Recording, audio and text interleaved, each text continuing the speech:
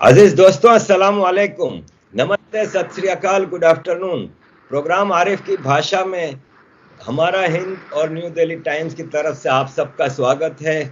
आज हमारे साथ जुड़े हैं हर दिल अजीज शख्सियत, एक ऐसी शख्सियत जिसको घंटों हम बैठ के सुनते रहें और हमें पता भी नहीं चलेगा कि वक्त कहाँ जाता है।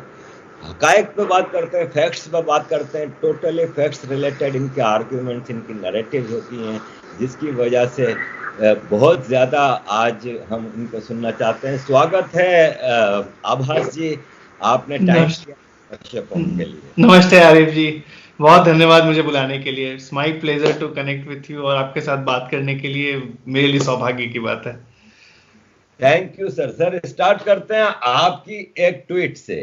आप ट्वीट कर रहे थे कि no jail has ever created which could stop your imagination until you voluntarily submit to the institution of religion and their doctrine. Dharma is equal to cut religion. क्या मतलब हुआ? ये इस तरह के विचार एक्चुअली मेरे दिमाग में कई बार आते रहते हैं और कई बार लोग बोलते होंगे बहुत ज्यादा पोलिटिक भी हो जाता है चीजों को एक्सप्रेस करने के लिए, बट अक्सर देखा जाता है जो लिखने में रुचि लेते हैं वो कई बार मेटाफर्स को यूज करके चीजों को एक्सप्रेस करते हैं। तो एक मेटाफर की तरह मैंने इसको यूज किया था। और बहुत बड़ा मिसकंसेप्शन ये है लोगों के मन में कि रिलीजन इक्वल टू धर्म या धर्म इक्वल टू रिलीजन, क्योंकि इंग्लिश के पास वैसे भी शब्द कम है, उनकी वोकैबुलरी ऐसे भी कम, बहुत ही वीक होती है इंग्लिश की। कोई भी रीजनल भाषा को अगर हम पकड़ेंगे कहीं की भी हो, चाहे किसी भी लैंड की, उसके पास ज्यादा शब्द होंगे, ज्यादा स्वर होंगे और उससे लोग ज्यादा उसको डिफाइन कर सकते हैं। यही प्रॉब्लम हुआ ये शब्द धर्म और रिलीजन के बीच में। रिलीजन को, हालांकि रिलीजन कम्स फ्रॉम एक वो बहुत ही, उसको ब्रॉडली अगर डिफाइन किया जाए, ट्रांसलेट किया जाए हिंदी में, तो वो पंथ हो सकता है, पंथ या संप्रदाय या group of people who are following a certain doctrine. और रिलीजन के लिए हमेशा एक डॉक्ट्रिन की जरूरत होती है। डॉक्ट्रिन के बिना रिलीजन एग्जिस्ट नहीं कर सकता है। चाहे आप किसी भी रिलीजन को उठा लीजिए, चाहे वो इस्लाम हो, क्रिश्चियनिटी हो या कोई भी रिलीजन फॉर दैट मैटर, अगर उसमें कोई होली बुक नहीं है, एक सर्टेन रूल सेट नहीं किए गए, तो आप उस रिलीजन को फॉलो नहीं कर रहे हैं। ऐसा होगा कि अगर आपने ये फॉलो नहीं किया तो आपने इस रिलीजन के टेनेंट को क्रॉस कर दिया। ऑन द कॉन्ट्रास्ट, जब धर्म की बात आती है तो धर्म का रूट वर्ड होता है ध्री। ध्री का मतलब होता है पकड़ के रखना, होल्ड। तो ये धर्म किसको होल्ड कर रहा है? धर्म होल्ड करता है रीत को। रीत, हमने एक बहुत पुरानी फ्रेज है, जैसे रघुकुल रीत सदा चली आई। तो रीत जो है वो ट्रेंड है, जो वो चला ही आ रहा है। तो यहाँ पे रीत जो है, रीत का मतलब है जो कॉस्मिक ऑर्डर है या फिर जो नेचर के लॉज हैं। जैसे पानी का बहना, पानी हमेशा बहता ही रहेगा। कभी कोई ये नहीं बोल सकता कि मैं पानी को बहने से रोक दूंगा अनटिल अनलेस टेम्परेचर बहुत कम हो जाए और फ्रीज हो जाए या फिर वो गर्म होकर के भाप की तरह उड़ जाए। लेकिन उसकी जो बेसिक टेंडेंसी है फ्लो होने की, वो चलती रहेगी। तो वो रीत है, कॉस्मिक लॉ। अगर सेब को ऊपर से नीचे गिरना है, जो न्यूटन ने ऑब्जर्व किया, उससे पहले भी हालांकि ग्रेविटेशन को ऑब्जर्व कर चुके थे हम लोग हिंदुस्तान में, या और भी बहुत सारे देशों में उसको ऑब्जर्व किया जा रहा था, लेकिन हिंदुस्तान में आर्यभट्ट ने बहुत पहले प्रिंसिपल स्टैब्लिश कर दिया था ग्रेविटेशन का। और उससे पहले भी बहुत सारे ऋषि थे जो इनकी बात कर रहे थे। इनफैक्ट ऋग्वेद में भी ग्रेविटेशन की बात होती है। लेकिन coming back to this again, धर्म, तो सेब का गिरना वो नेचुरल है। तो वो एक कॉस्मिक लॉ के अंतर्गत सब कुछ हो रहा है, कुछ नया उसमें आप डालने की आपको जरूरत नहीं है, वो ग्रेविटेशन होगा ही होगा। तो ये रीत है। और जब इस रीत को फॉलो करने के लिए जो होल्ड करके रखते हैं, जो वो प्रोसेस को हम धर्म बताते हैं। सो धर्म is basically a process of holding the cosmic law, और कॉस्मिक ऑर्डर को हम जब साथ लेकर चलते हैं तो वो धर्म होता है। तो यहाँ पे आपको अगर कोई अनपढ़ भी है जिसने कभी पढ़ाई की नहीं है, कई बार हम देखेंगे गांव में जब हम जाते हैं तो लोग के कॉमन सेंस बहुत ज्यादा होते हैं कंपेयर टू जो हम लोग लिटरेट हैं या जो एजुकेटेड लोग हैं। तो वो क्या करते हैं, वो नेचर के साथ जुड़ करके चीजों को समझने की कोशिश करते हैं। उनको, उनका कॉमन सेंस, उनको अब जैसे खेत खलियान में इरिगेशन के कॉन्सेप्ट सदियों से चले आ रहे हैं, वो पढ़े लिखे नहीं होते थे, लेकिन उनके पास इरिगेशन के इतने अच्छे अच्छे मेथड्स थे। तो नेचर को ऑब्जर्व किया कि पानी का फ्लो कैसे होता है, मिट्टी का कटाव कैसे होता है, पानी को कैसे हम डाइवर्ट कर सकते हैं, अगर हम फोर्स से तो डैम का क्रिएशन वगैरह सब पास्ट में भी लोग करते थे अपने इंडिजिनस मेथड से। तो धर्म को समझने के लिए आपको हाईली एजुकेटेड होने की भी जरूरत नहीं है, आपको नेचर आपको बताएगा कि कैसे आगे चलना है। लेकिन रिलीजन को फॉलो करने के लिए, जैसे अगर मुझे इस्लाम को फॉलो करना है तो मैं ये नहीं बोल सकता हूं कि बिना एक पुस्तक के मैं इस्लाम को फॉलो कर, किसी को मुझे सिखाना पड़ेगा कि इस्लाम क्या है उसके प्रिंसिपल को फॉलो करने के लिए। क्रिश्चियनिटी मुझे सिखाना पड़ेगा कि क्रिश्चियनिटी क्या है। लेकिन जब धर्म की बात आ जाती है तो बेसिक सनातन धर्म, और हम इसको सनातन धर्म बुलाते हैं यहाँ पे। तो सनातन का मतलब होता है इटर्नल, जो सदियों से चला आ रहा है। जैसे मैंने पानी के बहने का एग्जांपल दिया, कभी तो ऐसा नहीं था कि पानी बह नहीं, कल भी पानी बह रही थी, कल भी आने वाले कल में ही बहेगी, आज तो बह ही रही है। तो मैं ये एक बात हमेशा कहता हूं कि खुदा खासा अगर कल को जाकर के सब लोग कन्वर्ट हो भी गए, आई एम जस्ट सेइंग, मतलब कई लोग इसको अलग में ले सकते हैं, लेकिन मान लीजिए हो भी गया, लेकिन जो ये नेचर है ना वो सनातन धर्म फॉलो करता ही रहेगा, क्योंकि नेचर डॉक्ट्रिन से बंधा हुआ नहीं है। वो पानी वैसे ही बहेगा, हवा वैसे ही बहेगी, और वो कॉस्मिक ऑर्डर को फॉलो करता रहेगा।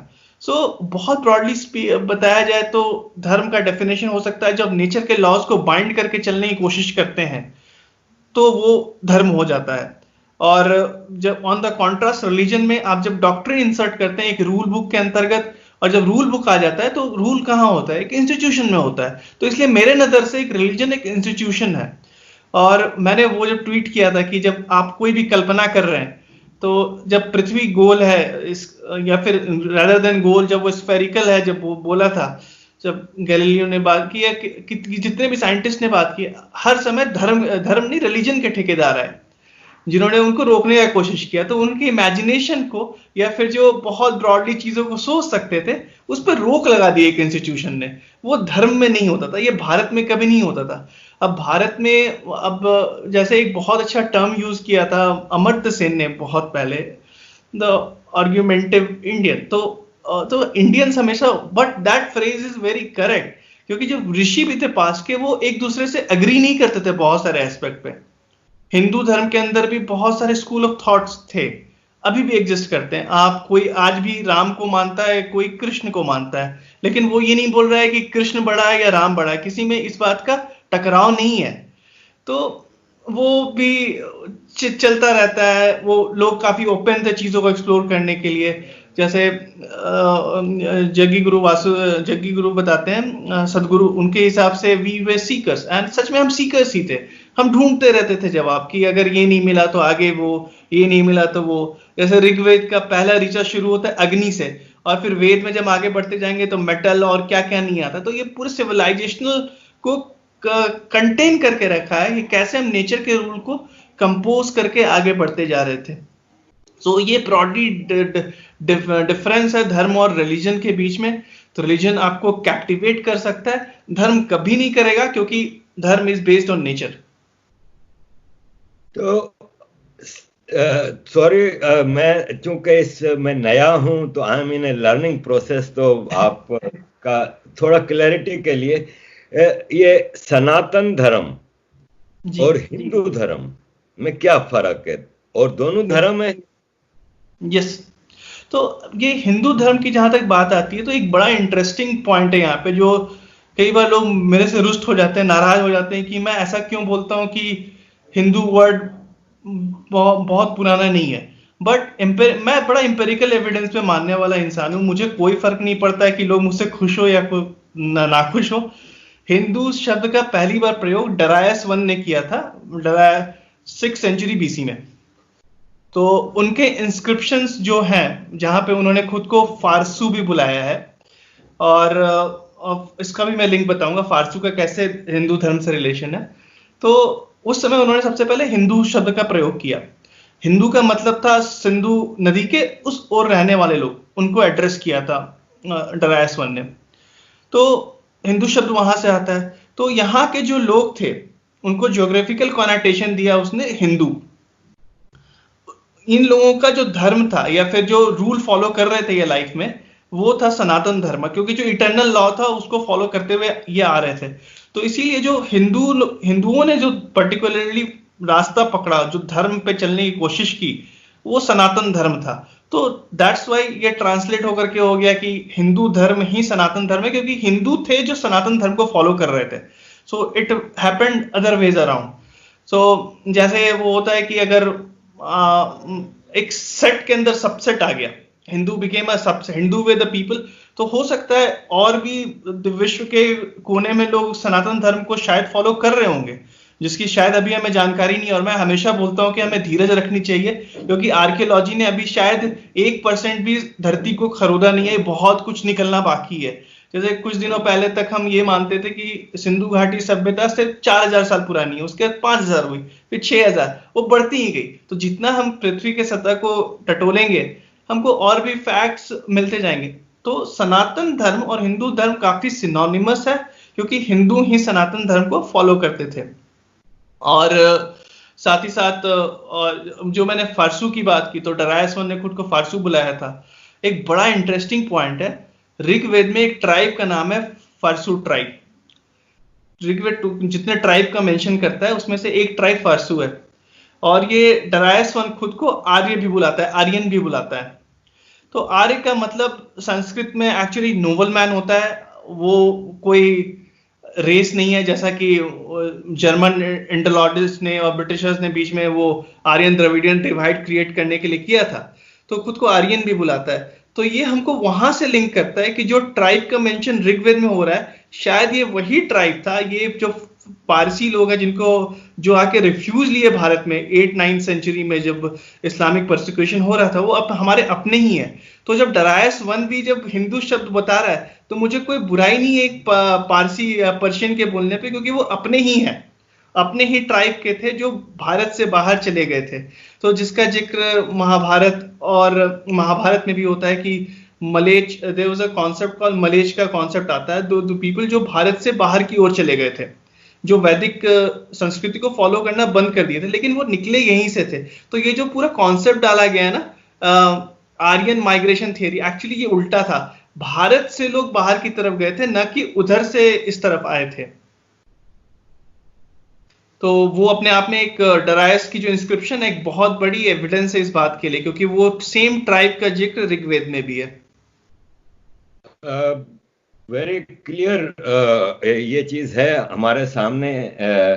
इस हवाले से मैं as an student from Pakistan, आप अगर आप स्टार्ट करेंगे रंगून से काबुल तक, तो ये जो खित्ता है, इसके जितने भी मुसलमान हैं उनकी जनरली अपब्रिंगिंग एक जैसी होती है. वो बेशक बांग्लादेश के किसी स्कूल में पढ़ रहे हैं, इंडिया के स्कूल में पढ़ रहे हैं, या पाकिस्तान अफगानिस्तान के, लेकिन जो घर में और मदरसों में जो इनकी अपब्रिंगिंग होती है, जो मेंटल माइंडसेट जो इनका किया जाता है तैयार, वो मोरलेस सेम होता है. अब मैं एक पाकिस्तान में पैदा हुआ, वहाँ के स्कूलों में पढ़ा, उर्दू मीडियम में.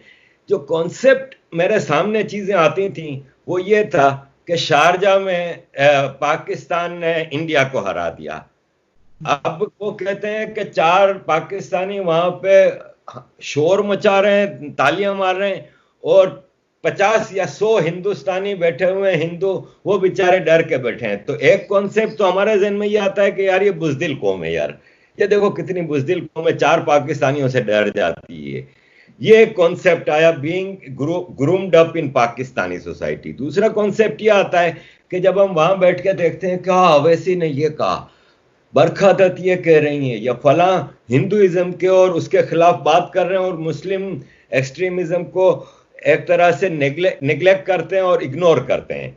तो हम कहते हैं यार क्या सेक्युलरिज्म है इंडिया का, यार क्या जबरदस्त सिस्टम है, वहां देखो कितनी आजादी हासिल है और ये वो.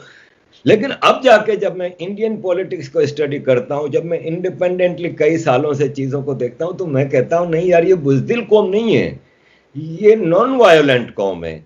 ये लड़ने वड़ने के चक्कर में नहीं रहती, लेकिन जब आती है तो फिर ये पीछा भी नहीं छोड़ते. फिर हमको 71 याद आता है, ये सब चीजें होती हैं. इसी में हमारे सामने ये चीज भी आती है कि यार ये इंडिया का सेक्युलरिज्म तो एक ढकोसला है, जिसमें ये होता है कि एक मेजॉरिटी तो मुस्तकिल बलि का बकरा बनी रहती है. उसको याद दिलाया जाता है कि देखो तुम्हारी इस हरकत से मुसलमान की फीलिंग्स वो हर्ट होती हैं. लेकिन ये कभी नहीं देखा गया कि मुसलमान देवमार 4.5 हिंदुओं की फीलिंग का कोई ख्याल नहीं करता, तो उनकी क्या फीलिंग नहीं होती? Kindly explain us the secularism of India, और क्यों आपको ज्यादा मुश्किल पेश आती है अपने ही हिंदू बरादरी को कन्विंस करने में कि यार ये हिंदू एक्सट्रीमिज्म नहीं है, ये अवेयरनेस है। प्लीज एक्सप्लेन इन डिटेल्स, क्योंकि आज की जनरेशन बहुत ज्यादा परेशान है, इंडियन जनरेशन। जी, एक्चुअली ये सवाल कई बार लोग हमेशा रेज करते हैं, तो एक पहले मैं बहुत ही सिंपल वे में एक्सप्लेन करूंगा। मैंने ये अपने एक ऑफिस कलीग को एक्सप्लेन किया था जब उसने सिमिलर क्वेश्चन पूछा था।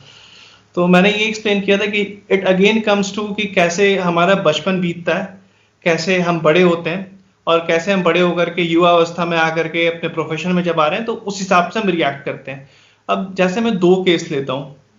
तो अगर एक हिंदू बच्चा है, तो बचपन से जब वो बड़ा हो रहा है तो वो पूजा करे ना करे कोई फर्क नहीं पड़ रहा है, वो जाए या ना जाए, तो वो पढ़ रहा है गायत्री मंत्र, बड़ा यूनिवर्सल मंत्र है। तो गायत्री मंत्र में आप क्या करते हैं, आप गायत्री की पूजा कर रहे हैं।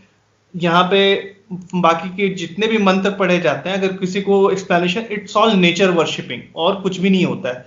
अब जैसे ब्रह्मा या सरस्वती का भी जो कॉन्सेप्ट है वो काफी कॉस्मोलॉजिकल है। It's nothing to do with कि कोई सच में एग्जैक्टली हमको नहीं पता है, लेकिन इट्स वेरी फिलोसॉफिकल।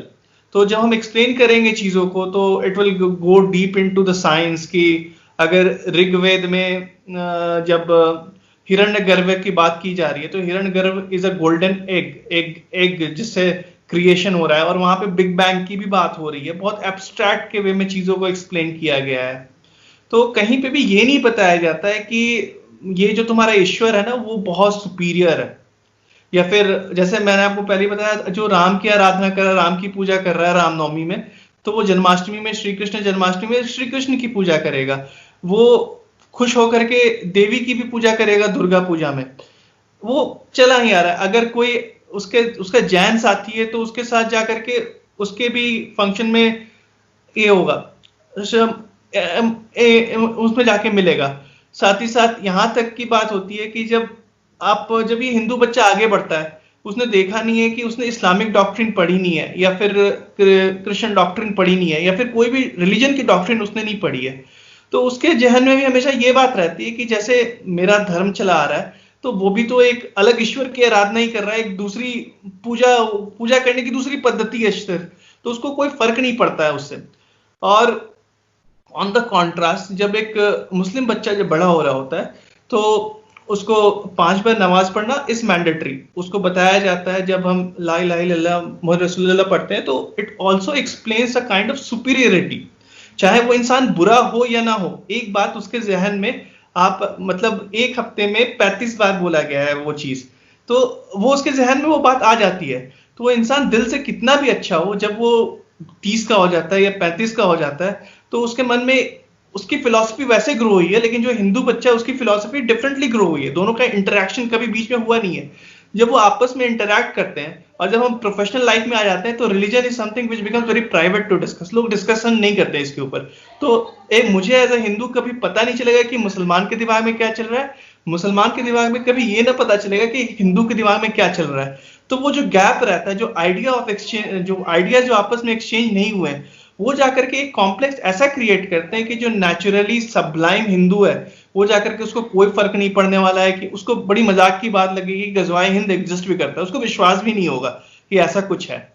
तो इसमें मैं नहीं बोलता हूं कि उसमें कोई बुराई है या कुछ है, लेकिन कुछ जर्नलिस्ट की जहां तक बात आती है वो लोग कई बार एजेंडा ड्रिवन होते हैं, क्योंकि कुछ न्यूज, क्योंकि बहुत सारे हिंदू बाय नेचर काफी सबलाइम होता है। अभी जैसे मैं आपको एक कोट करता हूं महात्मा गांधी को, कोई यकीन नहीं करेगा कि ये महात्मा गांधी ने बोला है। महात्मा गांधी ने 1924 में 22 मई को ये बात लिखी। मुस्लिम, उसने, मैं पैराफ्रेज कर रहा हूं, गांधी ने बोला कि it's my personal experience, Muslim by nature is a bully, Hindu on a contrast is a coward. So ये महात्मा गांधी बोल रहे हैं। सो लोग महात्मा गांधी को बोलते हैं कि वो he was very anti Hindu और प्रो। सो मेरे हिसाब से हर पॉलिटिशियन का कैरेक्टर काफी ग्रे था। जैसे आज के पॉलिटिशियन है वो भी उस वक्त वैसी, वो हर कोई अपनी राजनीति कर रहा था उस समय के लिए। कोई अच्छा बुरा नहीं होता है, हर कोई अपनी राजनीति खेल के चला जाता है। लेकिन जैसे ये स्टेटमेंट उन्होंने दिया, उन्होंने अपने एक्सपीरियंस है, क्योंकि उन्हें उधर की भी किताब पढ़ी, इधर की भी किताब पढ़ी, पढ़ने लिखने वाले इंसान तो वो थे। तो अभी भी जो मैक्सिमम हिंदू पॉपुलेशन है वो उन लोगों में से है जो ना अपनी किताब को अच्छे से पढ़ा है, उसने कभी अपनी दादी से पूछा नहीं कि दादी मुझे अपने चप्पल उतार के क्यों पूजा रूम में घुसना है, कभी उसने ये नहीं पूछा अपने घर में जो पुजारी हवन कराने आए कि ये हवन में हम आहुति डाल रहे हैं तो उससे नेचर को क्या फायदा होने वाला है, या फिर कभी उसके लिए, और ये है ना भारत की एक संस्कार था कि जैसे आप मेरे से बड़े हैं तो मैं आपसे हमेशा इज्जत, मैं सवाल जल्दी नहीं करूंगा और हमेशा आदर पूर्वक सर झुका करके रहूंगा, ये जो भारतीय सभ्यता रही थी। तो उस सभ्यता के चक्कर में या संस्कार के चक्कर में हमको नहीं पता था कि बाकी जो उधर की जो फोर्सेस है वो काफी डिफरेंट है, और जब दो बहुत डिफरेंट काइंड ऑफ पॉपुलेशन साथ में आ जाती है तो आप अगर उससे कंपीट करके नहीं चलेंगे, ना ही आपके आइडिया का आदान प्रदान हो रहा है, नहीं आप उसको लेकर के एग्रेसिव हैं क्योंकि आप अपने प्रोफेशन में लिप्त हैं, अपना काम कर रहे हैं, आपको क्या फर्क पड़ रहा है कि दिल्ली के सड़कों पे कोई शाहरुख आकर के गोली चला रहा है या आप यहाँ बैंगलोर में बैठ करके चैन की रोटी तोड़ रहे हैं, जब तक आपके ऊपर चीजें नहीं आती आपको कोई फर्क पड़ता नहीं है। तो इनकी नैरेटिव ज्यादा सेल होती है क्योंकि हिंदू ये मानने को तैयार भी नहीं होता है कि उस तरफ में कुछ प्रॉब्लम है। तो ये मैं हमेशा सबसे गुजारिश करता हूं, सबको बोलता हूं कि हमको हर किताब पढ़नी चाहिए। आज भी मेरे लाइब्रेरी में बहुत धर्म की किताबें, रिलीजन की किताबें रखी हुई रहती है। मैंने कुरान भी पढ़ी, मैंने हदीस पे पढ़ना शुरू किया, बिकॉज ये समझना बहुत जरूरी है। Eight the end of the day मैं ये मानता हूं कि हर इंसान एक हार्ड मांस का बना हुआ है, हर किसी के अंदर इमोशन है, किसमें कब परिवर्तन आएगा किसी को नहीं पता है, कोई दिल से किसी का बुरा नहीं कभी करना चाहता है, लेकिन इट्स वेरी इंपॉर्टेंट कि विचारों का आदान प्रदान हो, और विचारों का आदान प्रदान तभी होगा जब तक हम ये ढकोसला वाला सेक्युलरिज्म नहीं बंद करेंगे। जैसे हम बकरीद की बात ले लेते हैं, अब जैसे उसमें एक बड़ी इंटेंस बहुत डीप कहानी है। जब अब्राहम जब सैक्रिफाइस करने जाते हैं तो इस्माइल का जब सैक्रिफाइस करने के लिए, तो उनकी जो इंटेंट थी कि अपने ही बच्चे को वो सैक्रिफाइस करने के लिए, तब गैब्रियल आते हैं और वो गोल्डन लैम्प लेकर के, वो अपने आप में बड़ा सिंबल है, उसमें अपनी चीज को सैक्रिफाइस करने की इंटेंसिटी थी। अभी उसका डेफिनेशन काफी परिवर्तित हो चुका है, वहां बलिदान नहीं है, वहां आप सैक्रिफाइस नहीं करना चाह रहे हैं, उसका जो सिंबॉलिक रिप्रेजेंटेशन था वो काफी चेंज हो चुका है। तो अब मैं अगर उसके खिलाफ अगर बात करूं, खिलाफ नहीं, रादर मैं जब ट्रुथ लाने की कोशिश करूंगा, अगर मैंने 50 मुसलमानों के बीच में ये बात कर दी तो शायद मेरे क्या हश्र होगा मुझे वो भी नहीं पता, और अगर मैं इन सेक्युलर जमात के बीच में अगर ये बात कर दिया तो वो भी हो सकता है मुझे बोलेंगे कि काफी ये एंटी मुस्लिम है, क्या बात कर रहा है, he doesn't believe in secularism. और सेक्युलरिज्म इंडिया का हमेशा वन वे ट्रैफिक की तरह चला आ रहा है, जिस तरह से ढाल के इसको बना दिया गया है। बात आपकी बिल्कुल सही है सेक्युलरिज्म के हवाले से। अब इसमें हम अगर देखते हैं तो रिसेंटली पाकिस्तान में एक खालिद करके लड़का था, उसने एक अहमदी को अदालत में जाके गोली मार दी। मामला यहाँ पे ख़त्म नहीं होता, मामला ये है कि पाकिस्तान के सेलिब्रिटीज, क्रिकेटर्स, फिल्म स्टार्स, आम पब्लिक उसको हीरो बना रहे हैं और उसको अप्रिशिएट कर रहे हैं। अब कंपेयर करें इसको अयोध्या राम मंदिर से, कि जहाँ पे एक हिस्टोरिकल हिंदुओं के भगवान राम का जन्म हुआ था, वहाँ पे कितनी सेक्रेड प्लेस थी, उसके ऊपर 500 साल तक किसी और मजहब की मस्जिद रहती है। ये हिंदुओं का सब्र था जो ये बर्दाश्त करते रहे, वरना 200 साल से हमने सुना है कभी सिख वहाँ पे जाते हैं, कभी मुसलमान जाते हैं, लेकिन वही होता है कि आफ्टर ऑल अपीजमेंट के तौर पे गवर्नमेंट, पहले ब्रिटिश सरकार और फिर कांग्रेस सरकार, उनको रोकती रही। जो होता है कि जब ये मंदिर बनता है तो मैं ये देख के हैरान होता हूं कि अक्षय कुमार के अलावा किसी सेलिब्रिटी ने उसको कॉन्ग्रेचुलेट नहीं किया। इतने हिंदू हैं वो, रिलीजन आफ्टर ऑल काउंट्स। किसी हिंदू ने इसको बड़े स्टार्स में ले लें तो उसको अवॉइड किया, इग्नोर किया। ये अपीजमेंट है, डर है, या वो एक खोल चढ़ाया हुआ अपने अंदर के नहीं हम बड़े लिबरल हैं और ये है। तो ये कैसा लिबरलिज्म है कि एक मौलवी को आप कहें कि जय श्री राम कहो तो वो नहीं कहता, हालांकि जय श्री राम का लफ्जी मतलब होता है राम जी जिंदाबाद, और कुछ नहीं मतलब होता। और Ram ji was a king, अगर आप उसको रिलीजन से भी हटके देखें तो इस हिंदुस्तान के रहने वालों के एक अजीम बादशाह थे, जिनके दौर में सब खुशल मंगल था और किसी के साथ ज्यादती नहीं होती थी। हम बाजवा जिंदाबाद तो कह देंगे एक करप्ट आदमी के लिए, हम एक कैरेक्टरलेस इमरान खान के लिए इमरान खान जिंदाबाद कह देते हैं, लेकिन हम जय श्री राम नहीं कहेंगे। जिनका खाते हैं हम इस हिंदुस्तान में बैठ के, इंडिया का खाते हैं, वो बोलने से हमारा रिलीजन खत्म हो जाता है। लेकिन राहुल गांधी हो या मुलायम सिंह यादव जी हो या कोई बड़े लीडर हैं, वो टोपी पहन के मस्जिद में बैठ के अल्लाह अकबर कह देते हैं। अल्लाह अकबर का मतलब होता है अल्लाह इज ग्रेटेस्ट, यानी एक हिंदू वहां पे बैठ के कबूल कर रहा है कि अल्लाह ऊपर है, राम कृष्ण शंकर सब बाद में आते हैं। इतनी बड़ी ब्लेस्फेमी मजे से कर लेते हैं पॉलिटिक्स की। How can you change it sir in India, how can you change it? ये तो बड़ा मसला है। यस, एक्चुअली ये बहुत बड़ा मसला है। और जैसे बीच में जब सीए वाला कांड चल रहा था, मैं वहां से शुरू करता हूँ। तो एक यहाँ तक कि इंडियन नेशनल फ्लैग में अशोक चक्र को रिप्लेस कर दिया गया था कलमा से, वहां पे लिख दिया गया ला इलाहा इल्लल्लाह, वो पूरा लिखा हुआ था। सो अब जब इंडियन नेशनल फ्लैग में you are trying to portray a religion, so कहीं ना कहीं, और बहुत सिर्फ इस्लामिक कंट्रीज में ही फ्लैग के ऊपर कलमा लिखा होता है और कहीं आपको ये मिलेगा नहीं। सो अब बड़ी डिबेट शुरू हो गई कि saying this is a secular, काफी सेक्युलर है ये। तो मैंने उस पर स्टडी करना शुरू किया, तो फिर मुझे जवाब इनफैक्ट हदीस से ही मिल गया। हदीस में जैसे ये जो इंसिडेंट था, द बैटल ऑफ बदर जो हुई थी, जब रसूल की लड़ाई चल रही थी मक्का में और अबू सुफियान से लड़ाई चल रही थी, तो अबू सुफियान ने हुबाल को इवोक किया because Hubal was the god of Mecca. तो मोहम्मद तो रसूल बात नहीं करते थे डायरेक्टली, तो उन्होंने मैसेज दिलवाया, आई डोंट रिमेम्बर, शायद उस्मान थे किसी के थ्रू मैसेज दिलवाया कि उनको बोलो कि अल्लाह सबसे बड़ा है और हुबाल की कुछ नहीं चलने वाली है। मैं पैराफ्रेज कर रहा हूँ।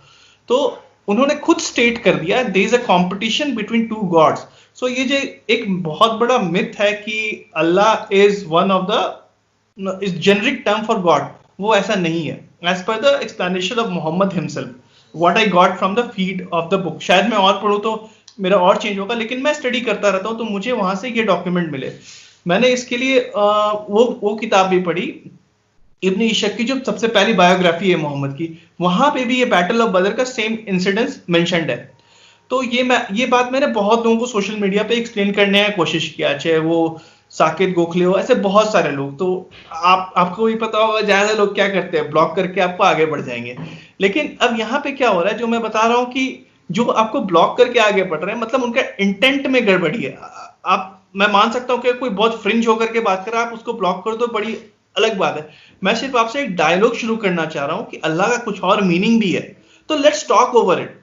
सो उसने आपको ब्लॉक कर दिया, इसका मतलब ये हुआ कि वो डायलॉग के लिए ओपन नहीं है, वो एजेंडा के लिए काम कर रहा है। अब मैं सबसे फिर से ये गुजारिश करूंगा, please start reading the books of the other religion, क्योंकि जब तक हम वो नहीं पढ़ेंगे, एक मुसलमान को भी हिंदू के बारे में पढ़ना बहुत जरूरी है, और उसके लिए इनको मिली गैजेट जैसे वेबसाइट से नहीं पढ़ना होगा जो सिर्फ बकवासी, मतलब मिली गैजेट्स अगर आप ओपन करेंगे तो वो वेद को इतना मिसइंटरप्रेट करते हैं, इतनी सारी गलत चीजें हैं। थोड़ी बहुत संस्कृत सीखनी पड़ेगी, शुरुआत वहां से करनी पड़ेगी, कोई या फिर कोई भी भारतीय भाषा में कोई भी उठा करके पढ़ने से वो चीजें हिंदी में भी चीजें समझ में आने लगेगी, हिंदी रिलेट होता है संस्कृत से। तो वहां वो एक्टिविटी होनी बहुत जरूरी है।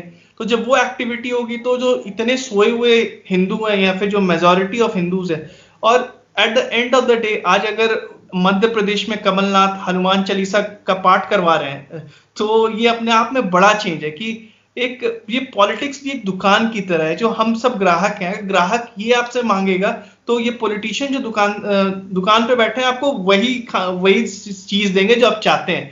तो आज हिंदू ये खुद जब तक ये नहीं बोलेगा कि ये भगवान श्री राम का जगह है, उसके लिए हमको मिलकर के आज पूरी एकता के साथ जब लोग सामने आए, तो आज कांग्रेस के भी बहुत सारे लोगों ने बहुत जगह पे पोस्टर वगैरह लगी राम की, जो हमेशा आज तक राम मंदिर को अपोज ही किए थे। अब रही बात की सेलिब्रिटीज उस चीज को कभी क्यों नहीं एड्रेस करते हैं, तो यहाँ पे एक पहली चीज होती है, तो लिबरल तो मुझे नहीं एक कहीं ना कहीं एक जो आइडिया बन गया था कि जो बजरंग दल है या फिर जो विश्व हिंदू परिषद है, ये लोग काफी फ्रिंज लोग हैं। और इन लोगों ने राम मंदिर मूवमेंट को आगे बढ़ाया था। तो वो अपने आप को, उनको हमेशा ये लगता है कि जब हम अपने आप को इस मूवमेंट से जोड़ेंगे तो हम एक फ्रिंज सोसाइटी के पार्ट हो जाएंगे। आज भी वो लोग बोलते हैं कि जो 1992 में हुआ 6 दिसंबर को, वो काफी क्रिमिनल एक्ट था। मैंने भी इस पे काफी विचार किया, एक्चुअली मैंने खुद भी कई बार लिखा है कि जो हुआ उस दिन गलत हुआ, लेकिन मैं बहुत रेट्रोस्पेक्शन डाला इस चीज के लिए। तो मुझे फिर ये आभास हुआ कि जो स्ट्रक्चर गिरा, पहली बात तो कि वो मस्जिद थी नहीं, क्योंकि बीइंग एन आर्किटेक्ट मैं जानता हूं कि मैंने भी इस्लामिक आर्किटेक्चर पढ़ा है, तो मॉस्क के कुछ रिक्वायरमेंट होते हैं। अगर वो आर्किटेक्चर को सफाइस नहीं करता है तो वो मॉस्क नहीं हो सकता है। तो उसकी बेसिक आर्किटेक्चर ही नहीं थी मॉस्क होने की। फिर उसमें एक सर्टेन अमाउंट ऑफ नमाज भी होने चाहिए to it be called as a mosque, क्योंकि मॉस्क थर्ड पॉइंट ये होता है कि it's basically not a worshipping place, it's a facilitation centre जहां आप नमाज अदा कर सकते हैं। इट्स नॉट, और वो तो शिफ्ट भी होते हैं, जैसे सऊदी अरेबिया में तो कितने मॉस्क में शिफ्ट हुए हैं for the purpose of development, Pakistan में खुद हुए हैं। तो यहाँ पे कौन सा बड़ा मसला हो गया कि अगर जो पहली बात वो मॉस्क थी नहीं, दूसरी बात वो मंदिर पे के ऊपर बनी हुई थी, तो फिर आपको इतनी तकलीफ क्यों हो रही है? मतलब वो किसी का भी हो, मतलब पहले हम ये भी भूल जाएं कि वो श्री राम का था नहीं, सबसे मर्यादा पुरुषोत्तम का, वो तो स्ट्रक्चर पूरी तरह से गलत थी। अब रूल ऑफ द लैंड उस वक्त ऐसा था, जो लॉ लाए गए थे कि वो कुछ हो नहीं सकता था, वो हटाया नहीं जा सकता था उसको इतनी आसानी से। तो अगर कल को केस, ये केस एक्चुअली ऐसा है कि अगर कोई आकर के मेरे घर को तोड़ करके बैठ गया है और 300 साल बाद, जैसे मैं कम्युनिस्ट को फॉर एग्जांपल लेता हूं, कम्युनिस्टों के उन्होंने कोई जगह को कैप्चर कर लिया, वहां पे पोलिट ब्यूरो की ऑफिस बना दी। 300 साल बाद मैं बोलता हूं कि मैं इसको हटाऊंगा, तोड़ूंगा, क्योंकि लेकिन रूल ऑफ द लैंड कभी मुझे इसको अलाउ नहीं करेगा। तो रूल इतना डाइसी है कि हम कैसे डिसाइड करें कि वो लीगल है या इलीगल, कि काम तो खुद में इलीगल था और वहां पे किसी के राइट किसी का जा भी नहीं रहा है, वो तो मॉस्क भी नहीं है, फिर हम किसके लिए आंसू बहा रहे हैं? मतलब कुछ तो होना चाहिए कि क्या क्रिमिनल एक्ट हुआ वहां पे। तो मेरे रिट्रोस्पेक्शन में ये आया फाइनली कि वो कुछ हुआ ही नहीं, कुछ गलत था ही नहीं, सिर्फ वो मॉब का कलेक्ट होना, जिस तरह से हुलिगनिज्म हो गई थी वो गलत थी, जिस तरह से हुआ उसको हम बोल सकते हैं गलत डायरेक्शन में गया, लेकिन जो हुआ वो शायद गलत नहीं था, वो लोगों का आक्रोश था, जितना गोलियां चली, बहुत कुछ हुआ। वो राम मूवमेंट अपने आप में काफी, जब मैं तो काफी छोटा था उस वक्त, लेकिन जो मैं कहानियां सुनता हूं तो मेरे रोंगटे खड़े हो जाते हैं कि कैसा माहौल था। और फिर दूसरी बात आती है कि मर्यादा पुरुषोत्तम श्री राम, तो उनको मर्यादा पुरुषोत्तम ही बोला जाता है। तो जो मर्यादा पुरुषोत्तम है, जब आपको ये बोलने में बिल्कुल शर्म नहीं हो रही है ला इलाहा इल्लल्लाह मोहम्मद रसूलुल्लाह, तो आपको आज जो आपके खुद के देश के सबसे आइडियल मैन है उनको सेलिब्रेट करने में क्या तकलीफ हो रही है? आज तो राम के नाम पे आज तक किसी ने राम का नाम लेकर के उस तरह से, जैसे कहीं पे भी जब टेरर एक्ट होते हैं तो हमेशा ये कलमा को डेमोनाइज किया जाता है, लेकिन राम के को उस तरह से तो डेमोनाइज आज तक नहीं किया गया। तो फिर आपको क्या तकलीफ है भाई? सो कहीं ना कहीं एक जो अंडरस्टैंडिंग है सब्जेक्ट की, वो काफी लैक करती है। मैं ये नहीं बोलूंगा कि वो हर कोई अपीस करना चाहता है, हर किसी का वो पर्पस होता होगा अपीस करना, बट जो लैक ऑफ नॉलेज है, लैक ऑफ अंडरस्टैंडिंग है, लैक ऑफ अंडरस्टैंडिंग कि आखिर बजरंग दल क्यों क्रिएट हुआ, आखिर विश्व हिंदू परिषद आया क्यों, आखिर उसकी क्या जरूरत पड़ गई कि जो हिंदू कल शरण देता था पारसी को, आज थोड़ा कॉलर चढ़ा के आपसे बात कर रहा है आंखों में आंखें डाल करके, आखिर ऐसा क्या हो गया? इतना बड़ा परिवर्तन क्यों आ गया? तो उस पर कोई विचार नहीं कर रहा है, हर कोई बस ये बोल रहे हैं कि तुम कैसे आंख उठा के बात कर सकते हो। तो आज भी अगर हम आंख नीचे करके बात करें तो हम उनके लिए काफी अच्छे रहेंगे, क्योंकि हम अच्छे हैं, लिबरल हैं, या और भी बहुत सारी बातें हो सकती है। तो ये कॉम्प्लेक्सिटी को हटाने के लिए सब्जेक्ट का अंडरस्टैंडिंग बहुत जरूरी है। मैं हमेशा हर किसी से रीड कर अपील करता हूं कि पढ़ाई कीजिए, पढ़ाई कीजिए, पढ़ाई के सिवा कोई भी उपाय नहीं है इस कॉम्प्लेक्स को तोड़ने का। हमारे कोई भी सेलिब्रिटीज में, बहुत कम सेलिब्रिटीज होंगे जो काफी अवेकेंड होंगे, इस्लाम के बारे में भी है, हिंदू धर्म के बारे में भी, उनको किसी भी सब्जेक्ट के बारे में नॉलेज नहीं है। बट एज अ ह्यूमन जब हम इन कॉम्प्लेक्सिटीज के बीच में रह रहे हैं, चाहे वो सनातन धर्म हो या फिर इस्लाम हो या क्रिश्चियनिटी हो, ये आपके बीच की चीज है, आप इससे दूर नहीं रह सकते हैं, या कहीं ना कहीं आपको छू करके जाएगा ही जाएगा। आप इसको कैसे इग्नोर करेंगे? तो आपको इस पे पढ़ाई करनी ही पड़ेगी, और कोई वे आउट नहीं है। I don't see a way out. Agreed आभास जी, इसी सिलसिले को आगे बढ़ाते हुए मैं आपसे एक वाकया शेयर करूंगा कि मैं नया नया यूरोप आया था 90s, अर्ली 90s में, तो टिपिकल पाकिस्तानी मेंटेलिटी थी, वही सारा जज्बात होते थे।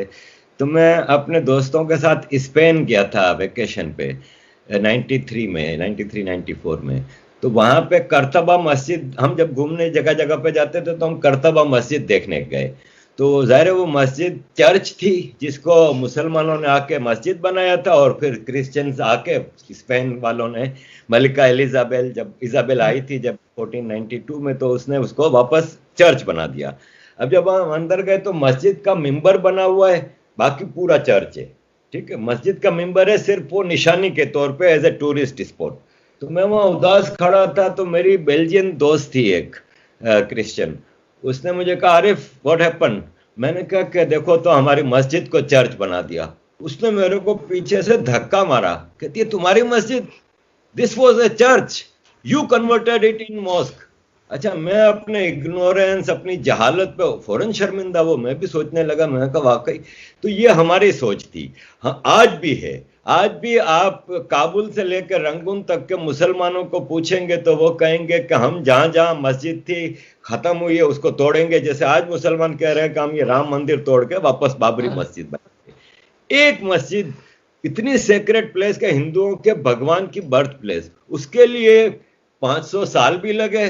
92 से तो लीगल बैटल चल रही है, इतनी स्ट्रॉन्ग गवर्नमेंट थी, इसके बावजूद दुनिया में शोर हुआ, सब कुछ हुआ, एक मस्जिद। सर 4000 मंदिर कैसे रिस्टोर करेंगे? कैसे होगा ये सब जब दुनिया में एक हंगामा मचेगा, हिंदू एक्सट्रीमिज्म, मस्जिदों को तोड़ा जा रहा है, ये कोई नहीं बताएगा। मतलब हाइया सोफिया पे कोई शोर नहीं हुआ इतना, दुनिया में कहीं हमने कोई ज्यादा वो चीज नहीं देखी। हालांकि वो एक चर्च था, हिस्टोरिकल चर्च था, उसको कन्वर्ट किया। यहाँ पे आप 4000 मंदिर, जेन्युइन केस है कि कॉज है कि वो रिस्टोर होने चाहिए, क्योंकि ओरिजिनलिटी यही थी। कैसे होगा ये सर?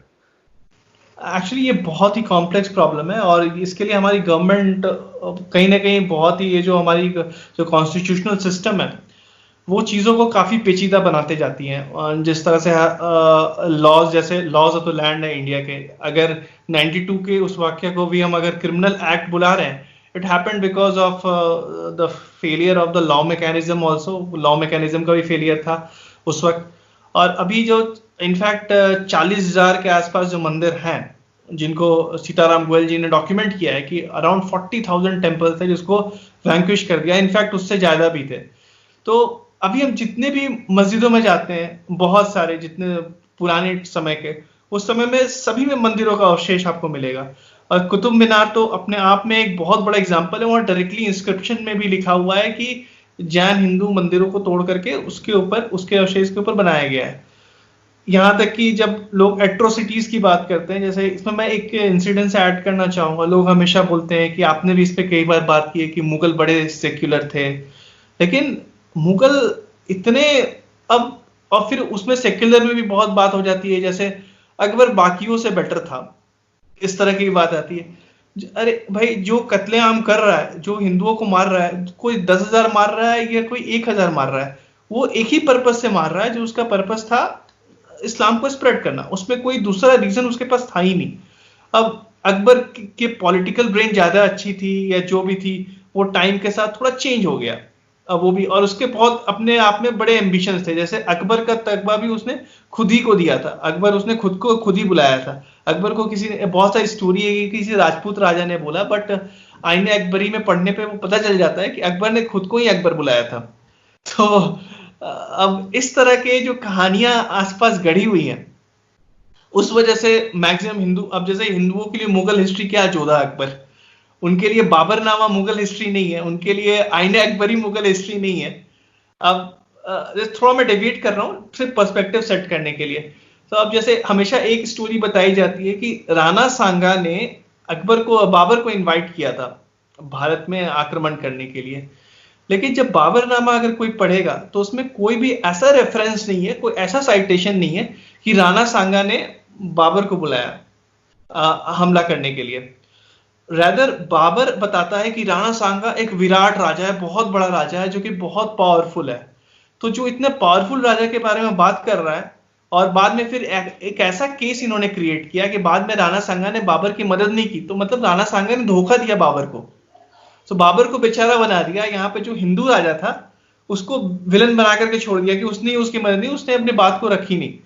लेकिन बात बिल्कुल अपोजिट थी, राणा सांगा वाज कंप्लीटली अगेंस्ट, उन्होंने कभी भी उसका साथ नहीं देना चाहते थे, because he was a very proud Hindu के साथ साथ वो अपने स्टेट को प्रिजर्व करके रखना चाहते थे। वो फॉरेनर्स से काफी संभल करके रहते थे, और बाबरनामा में इसने बहुत अच्छे से इस चीज को बताया। अब यहाँ पे जब टेम्पल्स की बात आती है तो फिर कोई ये मानने को तैयार भी नहीं होता है कि बाबर ने भी कुछ गड़बड़ की थी, फिर कोई ये भी नहीं मानेगा, कुछ तो हुमायूं ने भी किया, सब ने किया है, किसी ने ज्यादा किया है, किसी ने कम किया है। जब ताजमहल का क्रिएशन हुआ, और ताजमहल की भी बात आ रही है कि वो पहले शिव मंदिर था, उस पर भी रिसर्च होनी चाहिए, बिल्कुल देखना चाहिए। अब सबसे बड़ा प्रॉब्लम ये है कि हमारे पास बहुत अच्छे से डॉक्यूमेंटेशन नहीं है। अब जैसे मुझे किसी भी बात को प्रूफ करना है, आज भी ये डिबेट नहीं होना चाहिए कि ताजमहल के नीचे मंदिर था कि नहीं, ये डॉक्यूमेंट हमारे आंखों के सामने आके पड़ा होना चाहिए, ताकि जब जो बड़े बड़े सेलिब्रिटी है जिन्होंने राम मंदिर में विश नहीं किया, उनको हम सिर्फ एक पेज का डॉक्यूमेंट दिखा दे कि भाई साहब ये एक्चुअली ऐसा था, अब आप अपना स्टैंड लीजिए। हम लोगों ने क्या किया है, फैक्ट को एक्यूमुलेट करके अच्छे से नहीं रखा हुआ है। अब जैसे सीताराम गोयल जी ने बहुत पहले डॉक्यूमेंट किया, 40,000 मंदिरों की बात की। अब उन 40,000 मंदिरों के बारे में हमारी सरकार को एचआरडी के थ्रू वो बात नैरेटिव लाना पड़ेगा। अब जैसे ज्यूज म्यूजियम जब क्रिएट किया था, डैनियल लेविन्स्की आर्किटेक्ट थे जिन्होंने बनाया ज्यूज के लिए म्यूजियम, तो म्यूजियम में जाकर के you can feel the pain of the Jews, आपको फील होगा कि ज्यूज के ऊपर क्या उनकी क्या आप बीती थी, हिटलर ने क्या क्या, उसका आर्किटेक्चर ऐसा है कि आपको उनका कष्ट महसूस हो जाएगा। इंडिया में हमारे पास कोई भी ऐसा क्रिएशन नहीं है, या फिर कोई भी ऐसा बोल सकते हैं, डॉक्यूमेंटेशन तो दूर की बात, कोई ऐसा आर्किटेक्चर नहीं है जो आपको ये याद दिला सके कि हमारे ऊपर किस लेवल का परसिक्यूशन हुआ। जब तक वो सेंस हमारे अंदर नहीं आएगी, जब तक ये नहीं बताया जाएगा, जैसे मैं लोगों को बोलता हूँ कि मैं बहुत प्राउड फील करता हूँ कि आज भी मैं अपने हाथ में वो रक्षा सूत्र, ये जो लाल रंग का धागा होता है, ये पहनता हूँ, इसका है वो तो मैंने देखा, तो ये अपने आप में बड़े प्राउड मोमेंट की चीज है कि बहुत कुछ पास्ट में हुआ है। ये हम लोगों को वो याद दिलाता है कि कितना कुछ सहा है हम लोगों ने पास्ट में, और ये कहीं ना कहीं एक ये जो रक्षा सूत्र है आपस में हम लोग को बांधने का जरिया होना चाहिए। ये हर किसी को सपोर्ट करना शुरू करना चाहिए, हर किसी को अपने ट्रेडिशन और कल्चर के बारे में, क्योंकि ये अगर ये चीजें बहुत सिंपल रहती, कोई जरूरत नहीं है आपको तिलक लगाने का, ये करने का, अगर चीजें इतनी कॉम्प्लेक्स नहीं होती। अभी बहुत बोल्ड होकर के आपको एक्सप्रेस करना पड़ेगा, आपको लोगों को याद दिलाना पड़ेगा हर बार कि तुम्हारे ऊपर कितनी एट्रोसिटी हुई थी।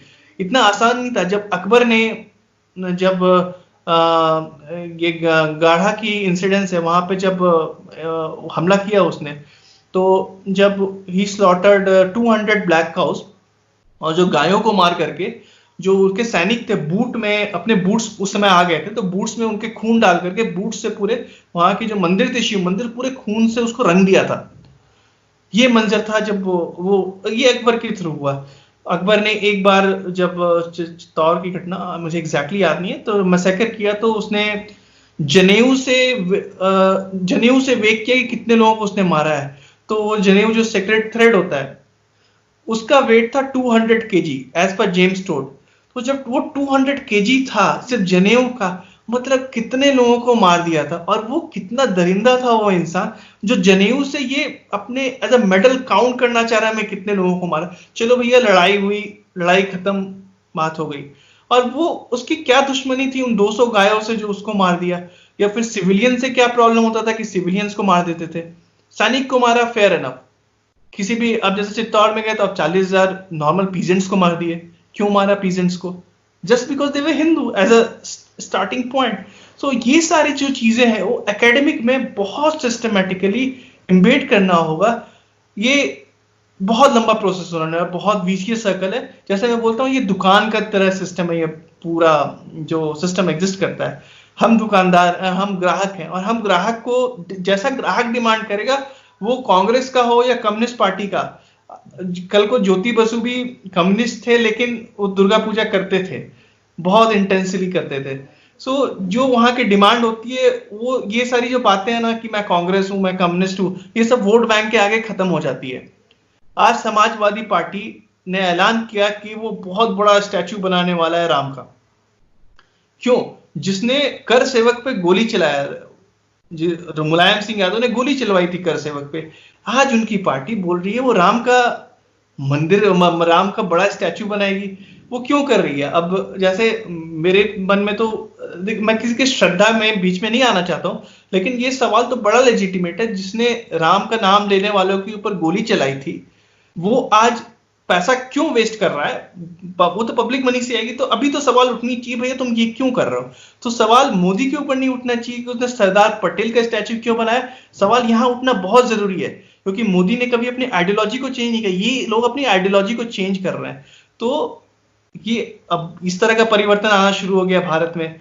और मैं हमेशा बोलता हूं कि ये राम मंदिर जो था हमारा, ये भारत का दूसरा सिविलाइजेशनल विक्ट्री है। पहला सोमनाथ था, तो उसके लिए भी बड़ा इंपॉर्टेंट एस्पेक्ट है, क्योंकि सोमनाथ को हम मानते हैं कि पहला ज्योतिर्लिंग है वो।